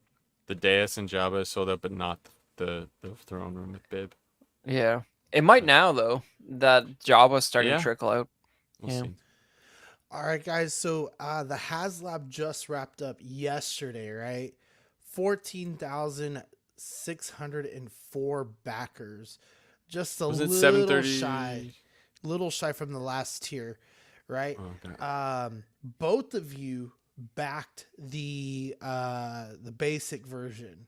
So, couple questions: is it still worth it? And if so, how the hell are you displaying the thing? All right. Well, I'll start real quick. It's still worth it. Here's a nice photo from Yakface, who has had great coverage of the HasLabs as usual. It kind of feels like you feel like they're not going to overproduce it if it didn't even finish the tiers. You know what I mean? First of all, this is official Hasbro shot here. I love this shot. They got Wooher just pointing at the camera. Hey, get your stinking droids out of here. And, you got, these are the figures that come with the set on there, but, except for the Wolfman, who we didn't get. Man, I'm excited. The Tonica sisters, that's been a long time coming. Those are 2, 3 3/4 figures that people have been asking for like legitimately over 20 years. So it's cool to finally get those. And there's a lot of Cantina aliens that are available out there to sort of fill out this set. And personally, I don't know about you, Badfish, but like, I think this almost needs like a custom stand because I need to have lights under the tables. I need to have lights outside the windows on the alcoves to match the movie. And like I need like an overhead light that's not in my field of view as the observer. So like I think I need like a custom stand. I think the stand for this is going to cost me more than the piece itself. I mean, there's a lot. That's the thing. There's a lot you could do with this. Is the there was like people were saying that they wanted some electronics into it, which I think they could have done. Even with the modular nature of it, you can still make connections that you know what I mean. They I forget what it is, but you know what it's just like two Yeah. metal connections. They're positives and negatives, and it's just a touch connection. I've seen that on Sure. toys back in the 90s. But So the table, but the tables are supposed to have lights, and there's no floor, right? So like, yeah, that's not yeah, doable. So like I was just like reviewing some of the complaints about it. So I could see that would have been a nice feature that people were saying, "Oh, how could they really do it?" I think they could have gotten away with it. I still think giving us a roof, something to cover up those ugly arches that if you have them on, I yeah, think they should have given us something. And I didn't even think of this when I was watching other videos trying to decide what are whether like I was just kind of trying to decide whether I wanted it or not. Why didn't they do a floor? I think it would have the complaint was or not complaint the point one of the points was well then you'd have to keep it in that uh layout yeah, that the yeah. floor is in. Yes and no, because I mean you could still display it however you like, but it gives you the option. I just think what we're paying it probably should have had that sort of stuff, but Yeah. and you could do some cool things with like you could 3D print like a thing that holds some LED strips over the bar. You could do some really cool stuff with this. You could go like you said, get custom cases and have lighting on the outside. Have you could do some really interesting stuff with how you set it up. So um, I don't know. The Yeah. sky's the limit with this one. I think in if you wanted to customize it, but like we said earlier, we saw those cases that people made. It's a lot. It's a commitment to display it that way. So I think in the meantime, until you get that, if you do want to put it, they did that video where they were displaying it on a bookshelf, kind of different levels of it with different scenes going on in each level. I think if you Yeah. want to just get it on the shelf for now, that's the way to do it. I mean, I But don't support that way of displaying it at all because I think that looks crazy. But I mean, why are you gonna get this and then break it apart like that? They're just trying to sell it to the people who don't have the display space to do it. Which like I fall into that category, but like I'm gonna make like a 20 by 30 like custom display for this because it deserves it. God dang it. But I fully stand behind the choice to get the base model versus the deluxe because like Badfish was saying, the tops of the booths do look kind of weird with that covering on there. And when you Oh, I have that see on what you're both saying. That sides, you're talking about the roofs for the booths. yeah, like Yeah. it's just you're seeing like the inside of a toy basically. Like there's no attempt to stylize that in a way that looks normal, right? yeah, it Like looks it's like like the back of a stage. yeah, exactly. So like I feel like when not having one of those walls is the way to go. And it's just sort of it's going to come down to like arranging the display in a way where all the lighting is sort of focused to show off the one side that you do have, and then you have an open sort of viewing area on the other side. So the basic tier came with the left side. Yep, Yeah. that's right. Okay. And so everything, including so the entrance, everything on the left, and then on the far side, Chris pointed this out. The archways on the far end, see how you on the left, you only get the archway on the left, not on the right. You have to get the others packed to get both archways, which he was saying he kind of wished the base just had that extra archway. Yeah, like if those two archways on the back, like it would be cool if the base had that other one because you're gonna have tables in front of that and figures in front of that on that side anyway. So you're gonna have stuff going out that far, and your display pretty much has to be that wide anyway. So it was cool. Would have been cool to have that, but not a Yeah, deal breaker for yeah, me. if you got a table out there like in this picture, say you didn't have the right booths, you'd still possibly have tables out there, right? So, So, but what booth do you put Han Solo in? I forget. I think it's the first on the left or the second on the left. I forget. Ye- I think it's the Yeah, angled one though. yeah, that sounds right to me because he tosses like if you look at the shot where he tosses the bartender the Yeah, coin, he he's comes pretty out and close. leaves immediately to the right. Yeah, Yeah. yeah, you're right. So yeah, so he's pretty close to the front of the horseshoe there. But yeah, man, I don't know. I'm excited for this. I'm gonna hold off on opening the figures for a while because like when they did the barge, the Yak Face mainline announcement was pretty hot on the heels of this, and it might have even came out before the barge came out. I don't remember it for sure, but I feel like they're gonna change the card back art and put out these figures. And if that's the case, I do not want to open the ones that come with the set. So we'll see how that goes. But we have plenty of time to worry about that. So I Real. want to kind of touch a little more on Equan's statement here. He goes 14K is around the underproduced category. The Razor Crest had 28K and the Ghost had 22K. Do Yeah. you guys really feel like this was underproduced, or do you why did we not hit that 20,000 at least? To push this forward. It's what we're talking about, man. It's weird to display. You have to have a lot of space for it. It's like it takes up as much space as the Ghost, pretty much. Like especially if you have the deluxe, and it's like it doesn't have the shelf presence of that. You have to basically stick your head inside it to see what's going on. The Ghost, you don't have to do that. I feel like as well, even though I got the paint apps and stuff are very basic on this. Like here, I think that also like it doesn't pop the way like a starship does.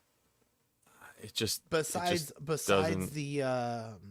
the exclusiveness of it and like the targeting to like adult collectors, do you feel like this just looks like a toy playset, like something that you could have gotten back in the day, but just it's more modern looking? Yeah, and to me, the reason to get it is it's that like I watched this scene so many times. I used to watch the Star Wars movies like almost every weekend for a good period of time.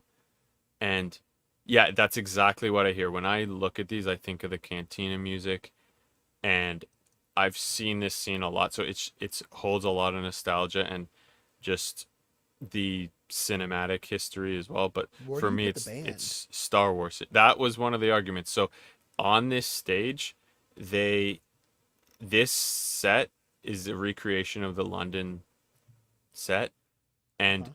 the band wasn't there on that set. So Ah. they're actually filmed in a different location, and California, I think, yeah.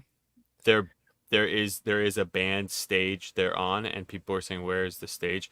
Their argument is, if you got the deluxe, put them in one of The the booths. archways. Yeah. Oh, the archway. That was their Okay. solution. Yeah, take Because the benches out and table out of there and put them in there. Because which like they I think did. is fine. I would Well, personally, I would probably make something. If I'm to display, it will be that far corner we were talking about on the far side of the bar. I'll like do some sort of band set there. yeah, And I'm this not is hundred another percent. thing, yeah. Like I don't know for sure, but I know they did have a like a alcove, like the little arches similar.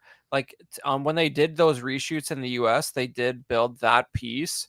So like they had at least one of those sort of booth areas, and I don't know for sure if they filmed the band in one of those, but I'm gonna look they up a screenshot. Yeah. yeah, they did. I don't. I feel like it's all close-ups when you see the band for the most part. Like you don't get a good sense of the environment. Yeah, I think you're right. So, and this is just me personally. I did not fund this, but if it's just this left side, I almost feel like it gives you a better opportunity to put more focus and like I think Chris, you were talking about it, like to look inside the booth, you have to like duck down, or I can't remember who said that. It might have been Badfish, but uh, just having that one left side and kind of maneuvering it into a corner that fit right with a proper display, whether it's lit up or not, it'd be a lot easier to kind of like view it as the viewer. You know what I mean? Like Yeah. have the bartender pointing out, have the girls getting their drinks right there, and you said other figures that you could add to this and stuff. So I can see where that right side could also be a little bit troublesome Yeah. viewing wise. And honestly, it was tempting to just get the deluxe just to have the parts in case I want them. I didn't do it at the end of the day just because I know I'm not going to display They're it gonna like sit this. in the box. Yeah. Yeah. I think, like you said, realistically, it makes more sense to have the one side cut away, because it's kind of, I think of it as, my logic was that that's how it was in the movie. Like, if you're gonna look at the scene on your shelf, you're looking at it from that right side towards where Yeah. Luke and Obi-Wan have their backs to you, sort of thing. Like, or so The there's camera actually has to be somewhere. yeah, right here is how I think of Yeah. it, right? Yeah. This is like when I think of the like kind of almost fuzzy looking like the camera is almost fuzzy with the lighting in this Yeah, that there's some particular fog. shot. Yeah. And it's just your that's what I think of. You're looking from that side, and if that whole wall's in the way, there's no point. But if you wanted to do a cool realistic diorama that's truer to it, you could do that. But there's also apparently one of the band instruments claim, I'm trying to confirm this, but apparently one of the missing band instruments is included in this Cantina set. Yeah. Well, the thing with the band's like a real can of worms, because like they put out that sort of troop builder set of the band like maybe a year ago.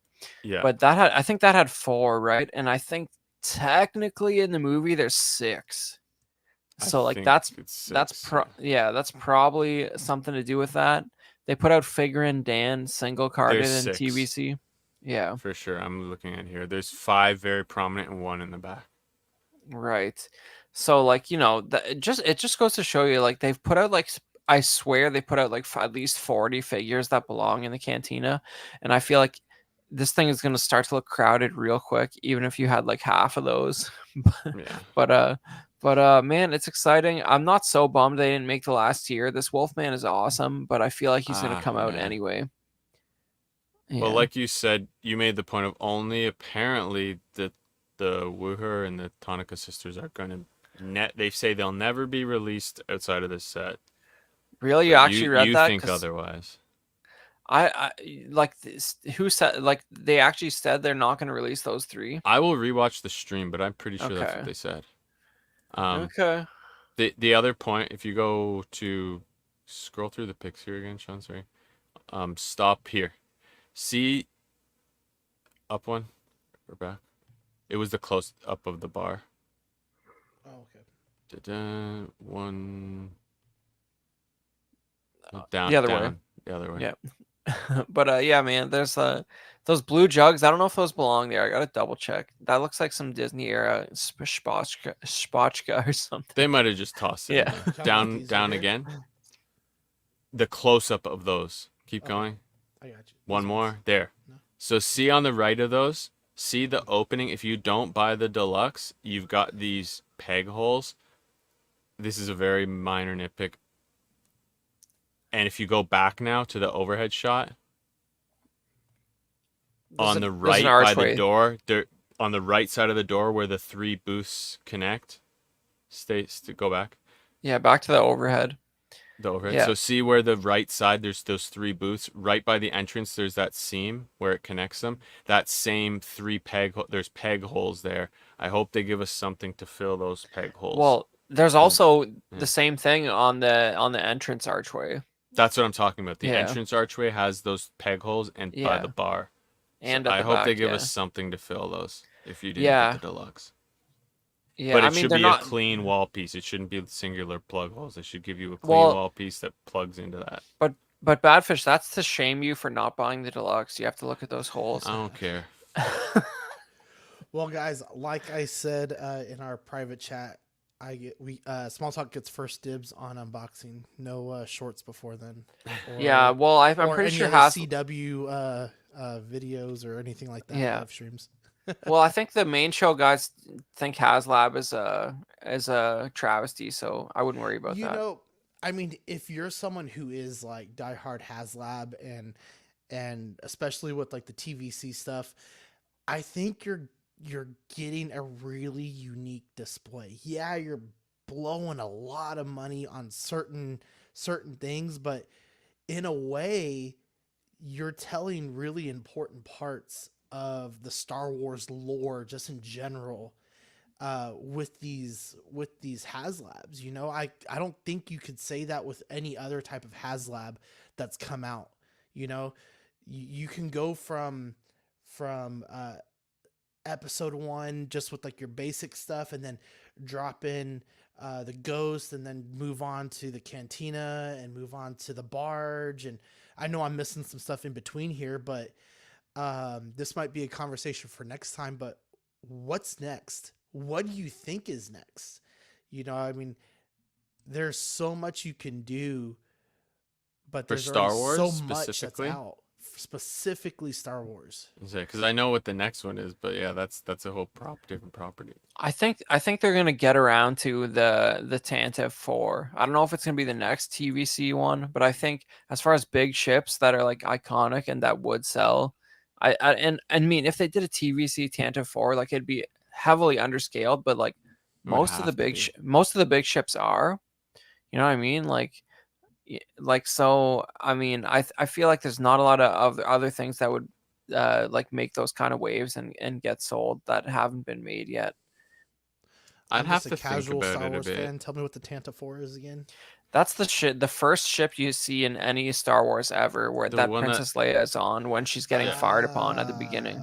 Yeah, It's a Yeah, So man. that could be A New Hope and Rogue One. exactly. Yeah. And Episode 3, technically, sort of. It's a little bit different, but yeah. It's the blockade runner as well. You might know it as. They call Yeah. it that in the movie. Of course, they made that hallway playset, which will absolutely never fit inside of whatever Tantive 4 they make, but it won't make any sense. But yeah, I mean, but I like the reason I think they'll do that is because there was back in like 86, Kenner did pitch Lucasfilm to do the Tantive 4 for the 3 3/4 line. So it has this like quasi never made like legend where like they made like a handmade model, and you can look it up if you look up like Kenner pitch Tantive 4. Like they did, like Kenner did pitch a 3 3/4 version of that like way back, and like sure it's underscaled. It's about the size of like the old 3 3/4 Falcon, and it's like this handmade model, and it shows a couple pilots like sitting in the front, sitting down. And I mean it's just like they'd have to do it bigger than that, but I could see it just because it sort of has that legend with the vintage collecting community where like it might get back just on that grounds alone. That's not a bad answer. I'd have to think about it. I do think that 6-inch vehicles they've feels like they're not gonna do any at this point. Like, because they sold the 6-inch Starfighter, like TIE Fighter, and now that was Force Awakens but it went bargain bin, and then more importantly they did the Snow Speeder, which is the OT trilogy, and it didn't sell crazy well. Although I think it's cool as hell, but I kind of regret not buying that. They could do I have one. There's rumors they have an X-wing. They might do an X-wing, but that would be massive in 6-inch scale. It would, but the thing about that is the shipping package could be small. Oh yeah, they could do it. It's totally doable. So you take the wings off and the guns, and you could put it in like a little long box that's just the length of like the fuselage. It's like a lightsaber. Yeah, you'd be like shipping a lightsaber. They could do it. HasLab Death Star. The I don't know. I'd have to think about it, but I think they could go the playset route again. But at that point, you think they've done the carbonite chamber. That wouldn't be a very interesting playset. They could maybe do something Hoth related, but again, I don't know how they could really do that as something interesting that people are gonna buy. Yeah, I feel like I mean, there's stuff I would buy, but it would never make it to like 8,000 units to the point where it would get funded. Like I would buy an Outrider, like Dash Rendar's, like Millennium Falcon. Like I would buy a big one of those. Never would get funded. I would spend $600 on that. Like I don't know, man. People. I'm thinking Alvin J says people are saying Ewok Village. Yeah, maybe. But I mean, the vintage one's pretty good. Just get that. It already exists. It's got it's got a platform. Maybe like the Coruscant Jedi Temple or something like that, or I don't think it's exciting enough to get people, like because they sort of made it, and then like it's just a bunch of old dudes sitting in chairs, like you know what I the mean? library. You could have like the training. The library. Center, I keep thinking of like different ships they could do, and I feel like I think the Imperial shuttle. I'm like, well, they've done that. You know what I mean? They've done a lot of these things technically already. Well, the Imperial shuttle, something like. Technically, though, the Imperial shuttle has not been released in 20 years. That's the other reasoning I'm maybe thinking, but they could they could do it just like they've done the Falcon. They've re-released the Falcon. Yeah, they didn't have to do a HasLab for it. The shuttle could use an update because even the Imperial shuttle they put out in 2004 is the same mold as the Kenner 1984 one. So like it's never been updated. There's only been ever one version of that shuttle. So like that could use be a good one, even if you scaled it up like 10%, not to like real size. No, they've done. See, here's another one. They've done it. An AT-AT Walker. They've done. Yeah, you're not going to get better than that. Yeah. So I don't know. Yeah. I'd have to think about for Star Wars. I do know that. I mean, everyone I think knows the Ghostbusters one. They did the command center, right, for the Death Star, right? Because they had the little. It was just like the little the gate, right? Like where Han and Leia are trying to get in there, and oh, you mean the bunker? Yeah, the bunker. They did the that bunker just came in out TVC not that long like ago. A year ago. A door, yeah. Yeah. It's funny. I have the original version still, like the one that came at the '96 one. Yeah. Or not the original. Sorry. There is no original one. Original to me. Yeah. But, well, there's the first one. Oh, it was okay. Yeah. I have one more point about the HasLab. Sorry. Go for it. The other thing is, the last time they did the cantina, right? You still have it, right, Chris? The paper one. Yeah, I posted a picture. It's in my storage locker. It's like 2 feet long, cardboard. I taped it up so I can't like flatten it, and I just can't bring myself to chuck that paper cantina from 1996 or 7, whatever it was. That's fine. Yeah, that's where my other reasoning was. The last time they did a cantina was 1996, and it was a piece of paper. It was pretty fun. So don't get me wrong, it's fun, cool, and absolutely like you could get that play value, but the collector in me is thinking, when are they gonna do this again? And the last time they did, it wasn't a very good version. I'm like, well, so I mean, technically, they did put out like part of the horseshoe bar with like of it. A few figures. Like you could build like most of it, but and like you need all those figures if you're buying the HasLab. So like get on eBay and like deal with them. They did it in 6-inch too. They did a few. You could buy 2 of the same set or something. You could make. If you want doubles on all the figures. Yeah, you'd have to get doubles of them in 6-inch. So they also did that. So I don't know if they did a Tantive 4 though, it would be so massively underscaled because we were talking about that play set, the hallway earlier. That was big. That's but if they did a Tantive 4 representation, and that's what the hallway's for, right? Yeah. Like you need a representation of the ship, and then I think it chronologically, like how it's going on, like in a Star Wars collector's room, like storytelling wise, you have the ship, you reference it however you need to reference it, and then you see the hallway, and you're like, okay, I know what that is. Part of it would go ahead. Pull away. Part of it would pull away, and they would pick a different area than that hallway. But I feel like if they did it like the size of the barge. Like, I don't know if you remember in the terrible film, The Rise of Skywalker, they're sort of, there's a part where when Poe says the famous line, somehow Palpatine returned, they're sort of hanging out like underneath the cockpit of the Tantive 4. And like, you get a sense of the scale and like, I don't know what ship they were on in the beginning of A New Hope, but there's not a lot of room in there for like, it shows them sitting out in front of it. And like, it's not like a good way of looking at it is like there's a radar dish on the Tantive 4. There are different classes of those too. I don't know.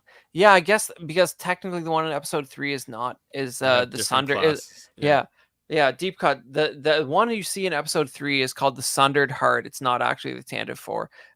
read the novelization, folks. But anyways, but the radar dish on the Tantive 4 became the radar dish on the Falcon. So like you know how the Tantive 4 has like a square radar dish? They made a reference in Force Awakens by using that radar dish on the Falcon because the Tantive 4 is the original design for the Falcon. But you know, it's really not that. It's really not like. I mean, you know, a Star Destroyer fits it inside the hangar. Like, it's not shockingly massive.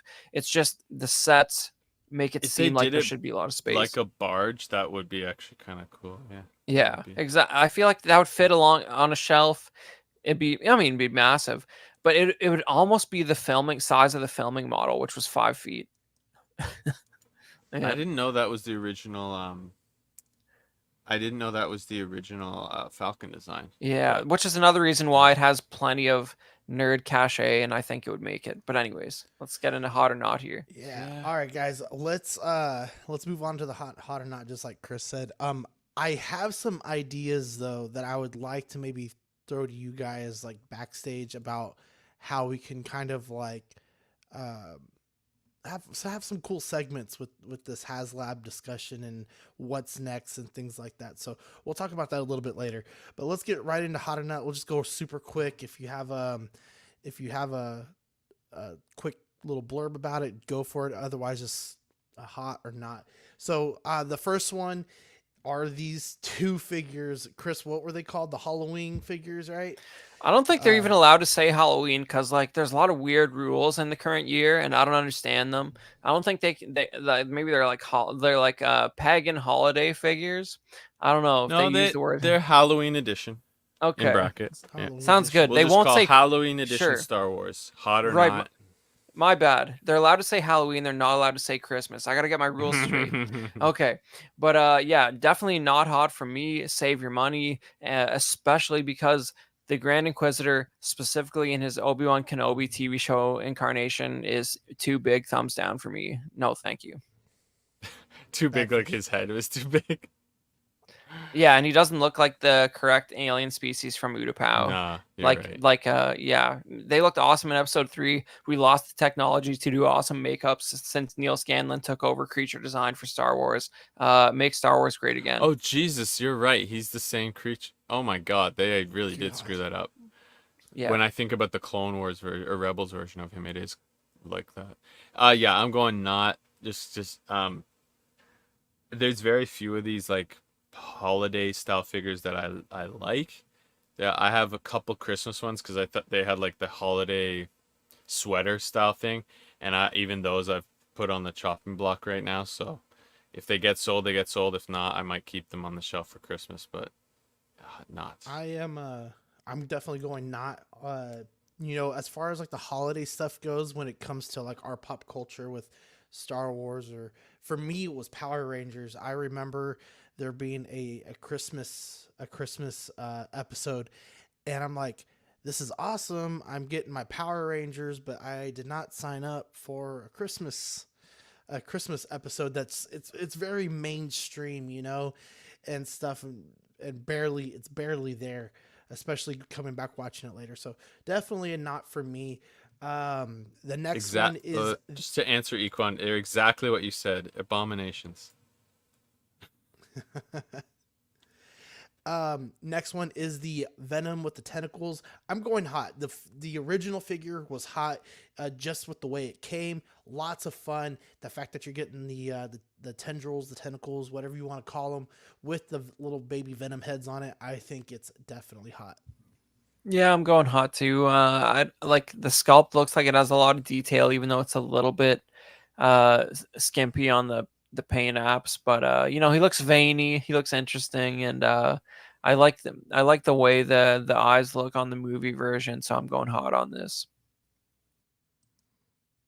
I would say hot just because I did have the original figure. It's pretty cool. Even though I did sell it, it is a really cool little chunky Venom, and having the extra heads on is a cool little addition. Moving on, we have the WWE Elite's Batista.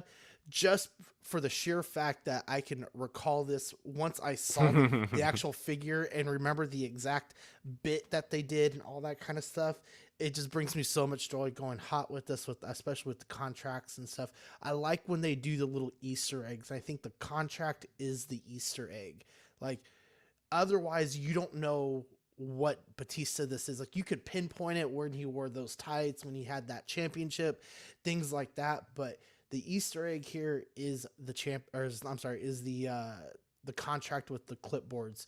So definitely going hot with this. Is definitely going to be a pickup for me. So, like, is the clipboard, like, is one signed and one unsigned? Like, is that why you have So two? one should say SmackDown, one should say Raw, because Okay. he's deciding like where he's going. Like, his contract's up. Right. He's going to a different. He has the option of picking where he's going, and Yeah. yeah, I'll have to Listen, send it to you. no, that's good. I gotta watch the clip. I don't like I'm not huge on these because, like, frankly, Sean, I think the articulation looks ludicrous on this figure. I think he's just cut in, like, he looks like a Rubik's cube, and I don't know if it doesn't appeal to me. But like the clipboard, and I mean, he's got the shirt to cover up all that unsightly articulation, and the clipboard's funny, and I'm glad that it references like 5 minutes of television from like 27 years ago. So like for that, I'll give it a hot. I'm a sucker for accessories and stuff, like little things like that. So yeah, I'm going hot as well, just because the clipboards they didn't even have to go to all that detail. It's got like the WWE logo and everything. It's actually got some lines to sign. And I always think I'm sure they mass produce these things, but the belts are really cool looking to me. So just the detail they got on them, I've always thought they're fun to have. So that's hot. We're positive tonight. Crazy. Oh, I know. Today, yeah. Yeah. The next one is the NECA Mirage TMNT guys. Definitely hot. I love the battle damage on their shells, just their faces. It kind of brings back those the Mean Muggin Turtles, those original releases before the Toon Turtles, and just the weapons. Like, this right here is what you do with it. You know, you put them real close together, you know, sizing up whoever they're about to fight, and this is where you're going. This is definitely hot. Yeah, I like the whenever a fan of a franchise can flex knowledge on the filthy casuals, like the fact that the turtles they all have the same color band, because like comics started out in black and white anyways, so like get it together, filthy casuals. I like this. It's good. They were able to save a lot of money on parts here. But Yeah. I guess they all have different heads and maybe some of the hands are different, maybe for the weapons. But So I quick, like it. real quick, going back to Dave Batista, I thought it was his contract. It's not his contract to go to which show. It's his contract to decide which championship belt he will challenge at WrestleMania. Oh, That's what okay. it is. I vaguely remember this contract, though. I remember him having it. That's funny, though. So it was based on the audience volume meter, right? Whoever Right. yelled more, he basically picked that one at the Hey, last moment. know they were just in Toronto this last weekend. I did not know Yeah. that. I'm ignorant. Someone messaged me. But yeah, I'm man, just I don't know. I don't know if I said, but like, definitely hot on this. I like collect no turtles, and this I'm tempted to start going back to wave 1 on this cartoon line, man. It's good For stuff. me being Comic line. I comic wise, right? Even beating out the movie Turtles, for me, this is the set you buy. It's I see you, Badfish. it's authentic to the source material, the original source material, which is always the best source material. I think I still think for me, it's just because the Turtles for me are the cartoon and then the 90s movies. That's how I watch them on the weekends, and then of course watch the movies.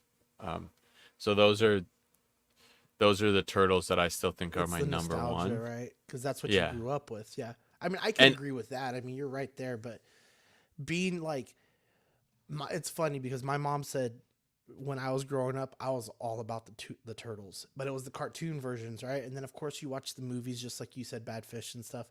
But now, like more adult wise, I like Last Ronin, and I like these. the cartoon, that's where the cartoon, yeah, was, Mm-hmm. and I have some of those too. Shit. But I will say the one thing I do like more about the movie ones, they are a bit more like detailed. Not that these Mm-hmm. what they're doing here is what, like I said, it's incredible for the cartoon or comics styling and line work, I guess, that they're going with is the way to put it.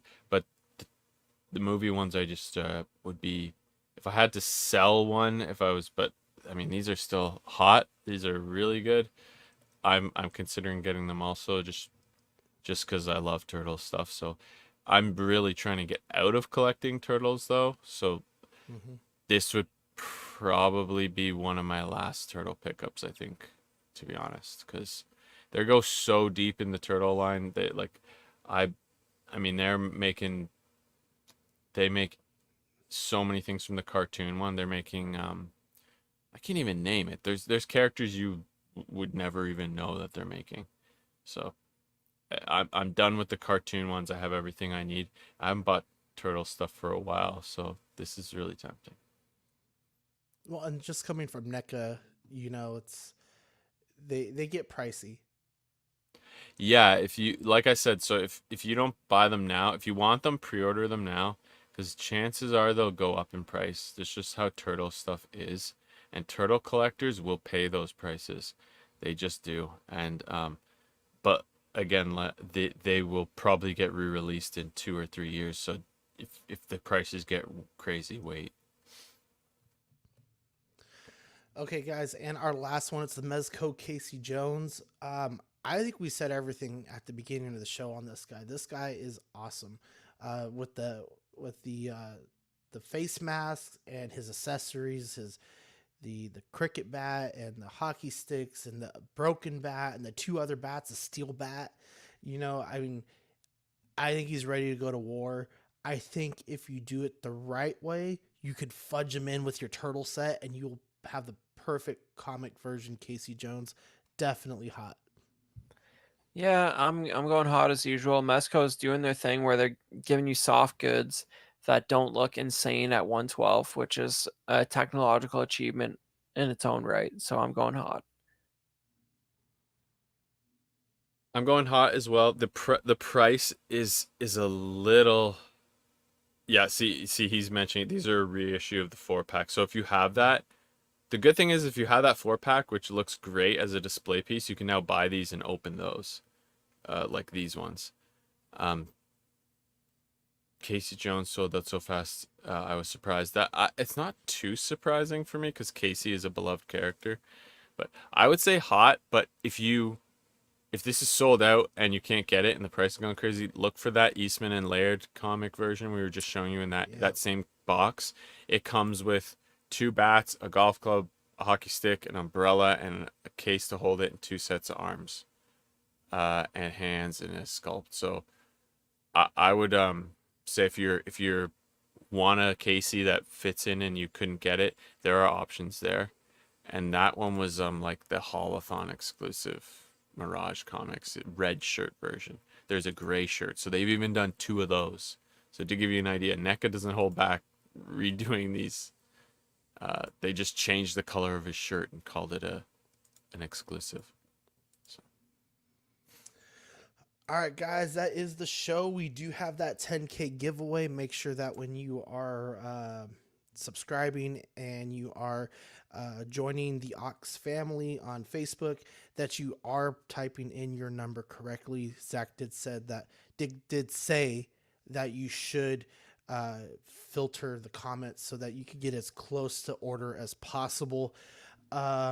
See all comments is what you want to select. Yes, see all comments. And of course, thank you to the Sweet Angel, Big Ol' Fern, for his donation of this Luke Mando version. We really, really appreciate it. And we'd love to shout out our three pillars that keep the channel going, letting us do what we do. Starting with Captain You Fordo. got it. There we go. Ian CB, Renee Mendez, Eric Mariscal, Quinn Aguirre, King Louie, Mark Pearson, Paul Schreiber, Equan, Chris Valen, Serena, Ben Thomas, David Jones, Sam Giss, Joao Breda, Thomas Clark, Eric Switzer, Six Gun Figs, Bad Fish, Toy Cartel, Joe Corpus, Luke Skywonker, Dan Lee, Deanie Martin, Stephen Krant, Big Fern, Cecil Mato-Keen, Mark Phillips, Lisa Martin Bamansky, Rick DiGregorio, Ricardo Valdez, Jose CZ, Erwin Azucena, the illustrious Rainer, Alan Morgan, Takathri Wah, Derek B, Aries Portillo, Alvin J, Mario Delgado, Airleys Delgado, Sith Scale Collector, Albert Cortez, Big Rib, Jazz Carroll, Matt Clavenger, Seth Tucker, CC3PO, Scott Smith, Dom Matan, Stephen Percha, Sean Usby, Scott Bradley, Steve and Maria Stanley, Eddie Manzanares, Luis Bennett, Chip Perrin, Exodus, Abel Dunk TV. I'm sorry, Abe Dunk TV, and Gigi the Judgmental. And your July-August benefits are the BG3 sticker sheet and the Nice Crits sticker. And I did get a little preview of our sticker sheet right there. You get all your favorite D&D characters from the CW. And the other cool thing, I didn't show this. Maybe this is a new this week. But let's see if I can. Oh, you kind of see it right there. I got my my play button. We got Zach was nice enough to give me one of those at his birthday. Moving on, we have the hot seat for $5, the Sweet Angel tier for $7.50, Certified Crispy at $15, and the What a Guy tier at $25. What a Guy tier is where it's at, guys. You get that classic Pog Deluxe set on first pledge, doubles of all the stickers.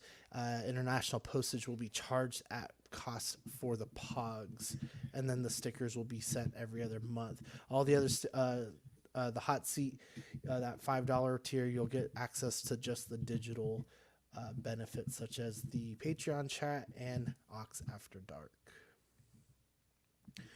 The YouTube members, we got Absolute Irwin, Alvin J, Andrew Gibo, Benjamin Henson, Big Ol' Fern, Bob Dylan, CC3PO, Chris V, CT603, DJ Daminator, Doc Smizzle, Equan, Fat Batman, Garbear, good old Spotchika, Gotham Cinnabites, Justin Sports Cards, LV Avenger 702, Mark Pearson, Mike Litteris, Money Mendez, OG Fan, OMFG Rick, 1-6 Focus, Paul Schreiber, Philip the Full, S Beam, Sam Giss, Scarn Lord, SpongeBob SquareBalls, Sunny Vale, The Ben Thomas Show, Toy Mafia, and Exodus. Really quick, big shout out to Toy Mafia, number one here as always. We did not shout him out earlier in the show when we were going through the chat.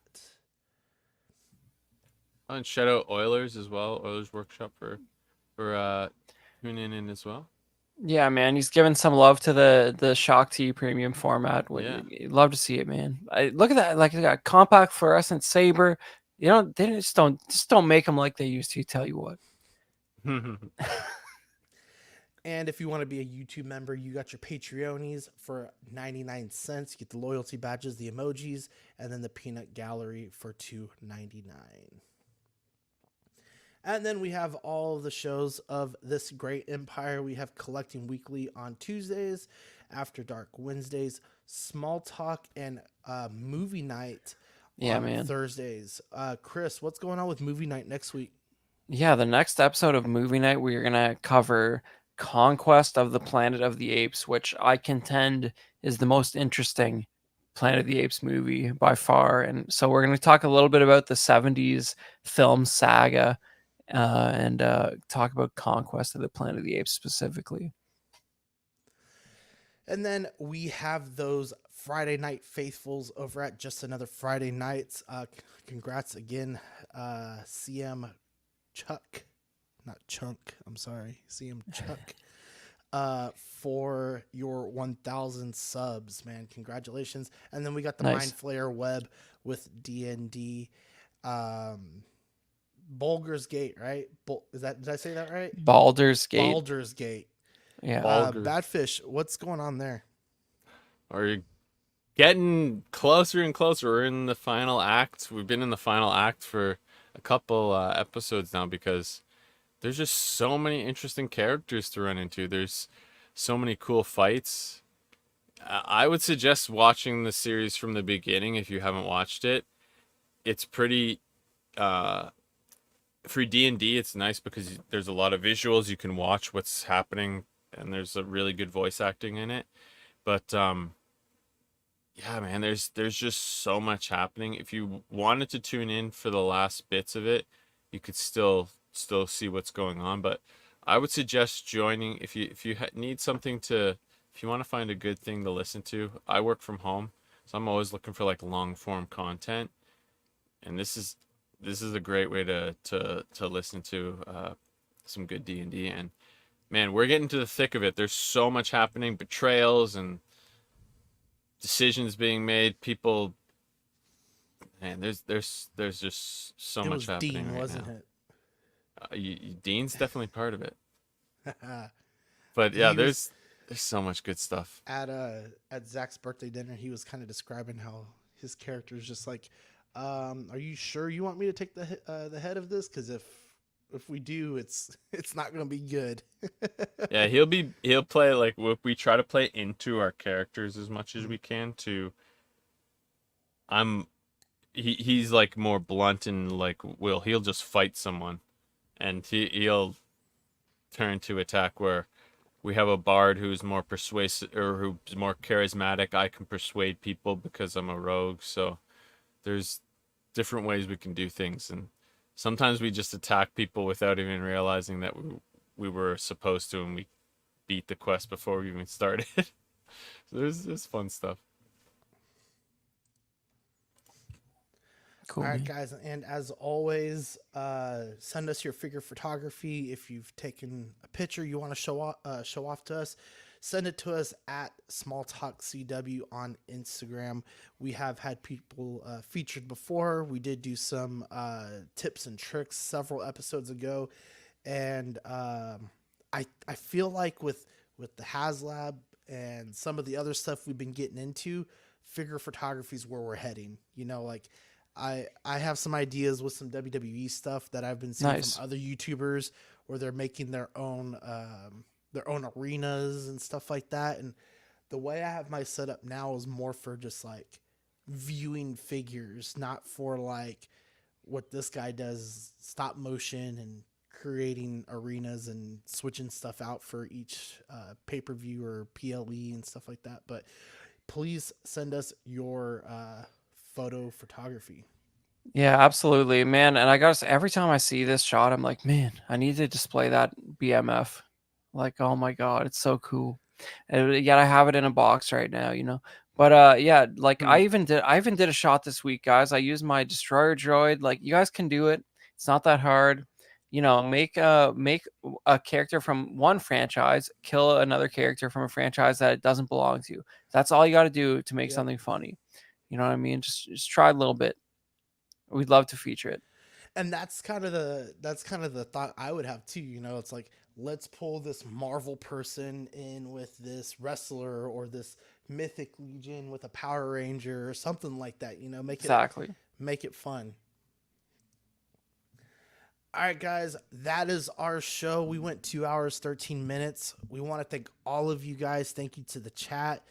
Shout out to you guys for all your immense knowledge on Star Wars, because that is definitely a lacking spot. And it's almost disappointing, you know, because prior to the MCU, I was a huge Star Wars fan. I mean, I was that kid sitting at school drawing TIE fighters and X-Wings and stuff like that, you know, having them blow up on a piece of paper and just doing a big old space scene and all that kind of stuff. And then What happened to you, man? I know, man. When did the man get to you and make you it like wasn't even the dark superheroes? side. It wasn't even the dark side. I don't know. He got his first man. job and then he just started liking Marvel more than Star Wars. I Who knows what happened to him, man? He just started punching clocks. Never was the same, you know? Yeah. Felt like I was working for Tony Stark. Had to rep him a little bit, you know. Shit. Yeah. All right, guys. Any shout outs before we take off? Not much for me. I've just been doing like we were saying, I've been doing movie night with Classy Thomas every other Thursday. So if you missed our last episode, it was all about Plan 9 from Outer Space, a late 50s sci-fi classic that was a selection by Classy Thomas there. So check that out if you missed it. Nice. Bad Fish, anything? Shout out to the dinosaurs. It was one of the most somber endings to a TV show since the Lorax, apparently. I'm reading into it here. The ending was way more disturbing and dark than you actually said, Chris. Yeah. It's crazy. He actually helped cause the extinction of the dinosaurs in this version of history. They broke the format, like, you know what I mean? Like, they abandoned it being a comedy. And they're just like, everybody dies. That's the last episode. That's what they comment here, that it was the biggest like comment on the environment since the Lorax that any major network TV had done. But it's interesting. So, but yeah, it's crazy. You got to read this thing. It's what a big just old watch fern. the episode. It's on YouTube. I'm gonna watch it. But he's like, he causes it. It's so it's great. I'm reading it. It's depressing. It's awesome. Yeah. But anyways, shout out to everyone out there who's tuned in, whether on the replay or live. You know, Badfish, the point of that episode is it's very poignant because we too could stop the asteroid from coming and destroying us all, but we can't get our collective act together enough to fund a program to easily deal with that. So when it comes, we could have done something about it for 100 years, but we won't have set it up. And it's just going to get us. That's the point. Because it depends if we see it or not. And then the Europeans want to do it. And then the Japanese want to do it. And then Badfish is coming either way, whether we see it or not. It's a statistical regularity, okay? The asteroid's coming. Vote. Get out there and vote for people who talk about asteroids. That's all I'm saying. Hey, we can get... if we can spot it, I think... If we spotted something, I think we would come together. You need like more than 10 years ahead of time. Yeah, you need... Oh, yeah. That's the thing. Yeah. The danger is that the ones that they think are dangerous, we have time to react to right now. But the problem is the one that's what we don't know or that could come out of nowhere. It's just a big shadow out in space that nobody can see, and it's like on its way this way. Exactly. It's coming right now, and it's why at least a few cents from every single one of your tax dollars should go to asteroid prevention. But you know what? It's just it's a hard political case to make, but I want you guys to all think about that tonight as you go to bed. It could be communism. We have to fight communism, not the asteroids. Asteroid prevention is unfortunately communism because the whole world should be involved. But anyways, yeah, that's it. That's it for me. Have a good night, guys. All right, guys, be a good CWer and acknowledge your tribal chief, the Oxfather, right here. We acknowledge you. Have a good night, y'all.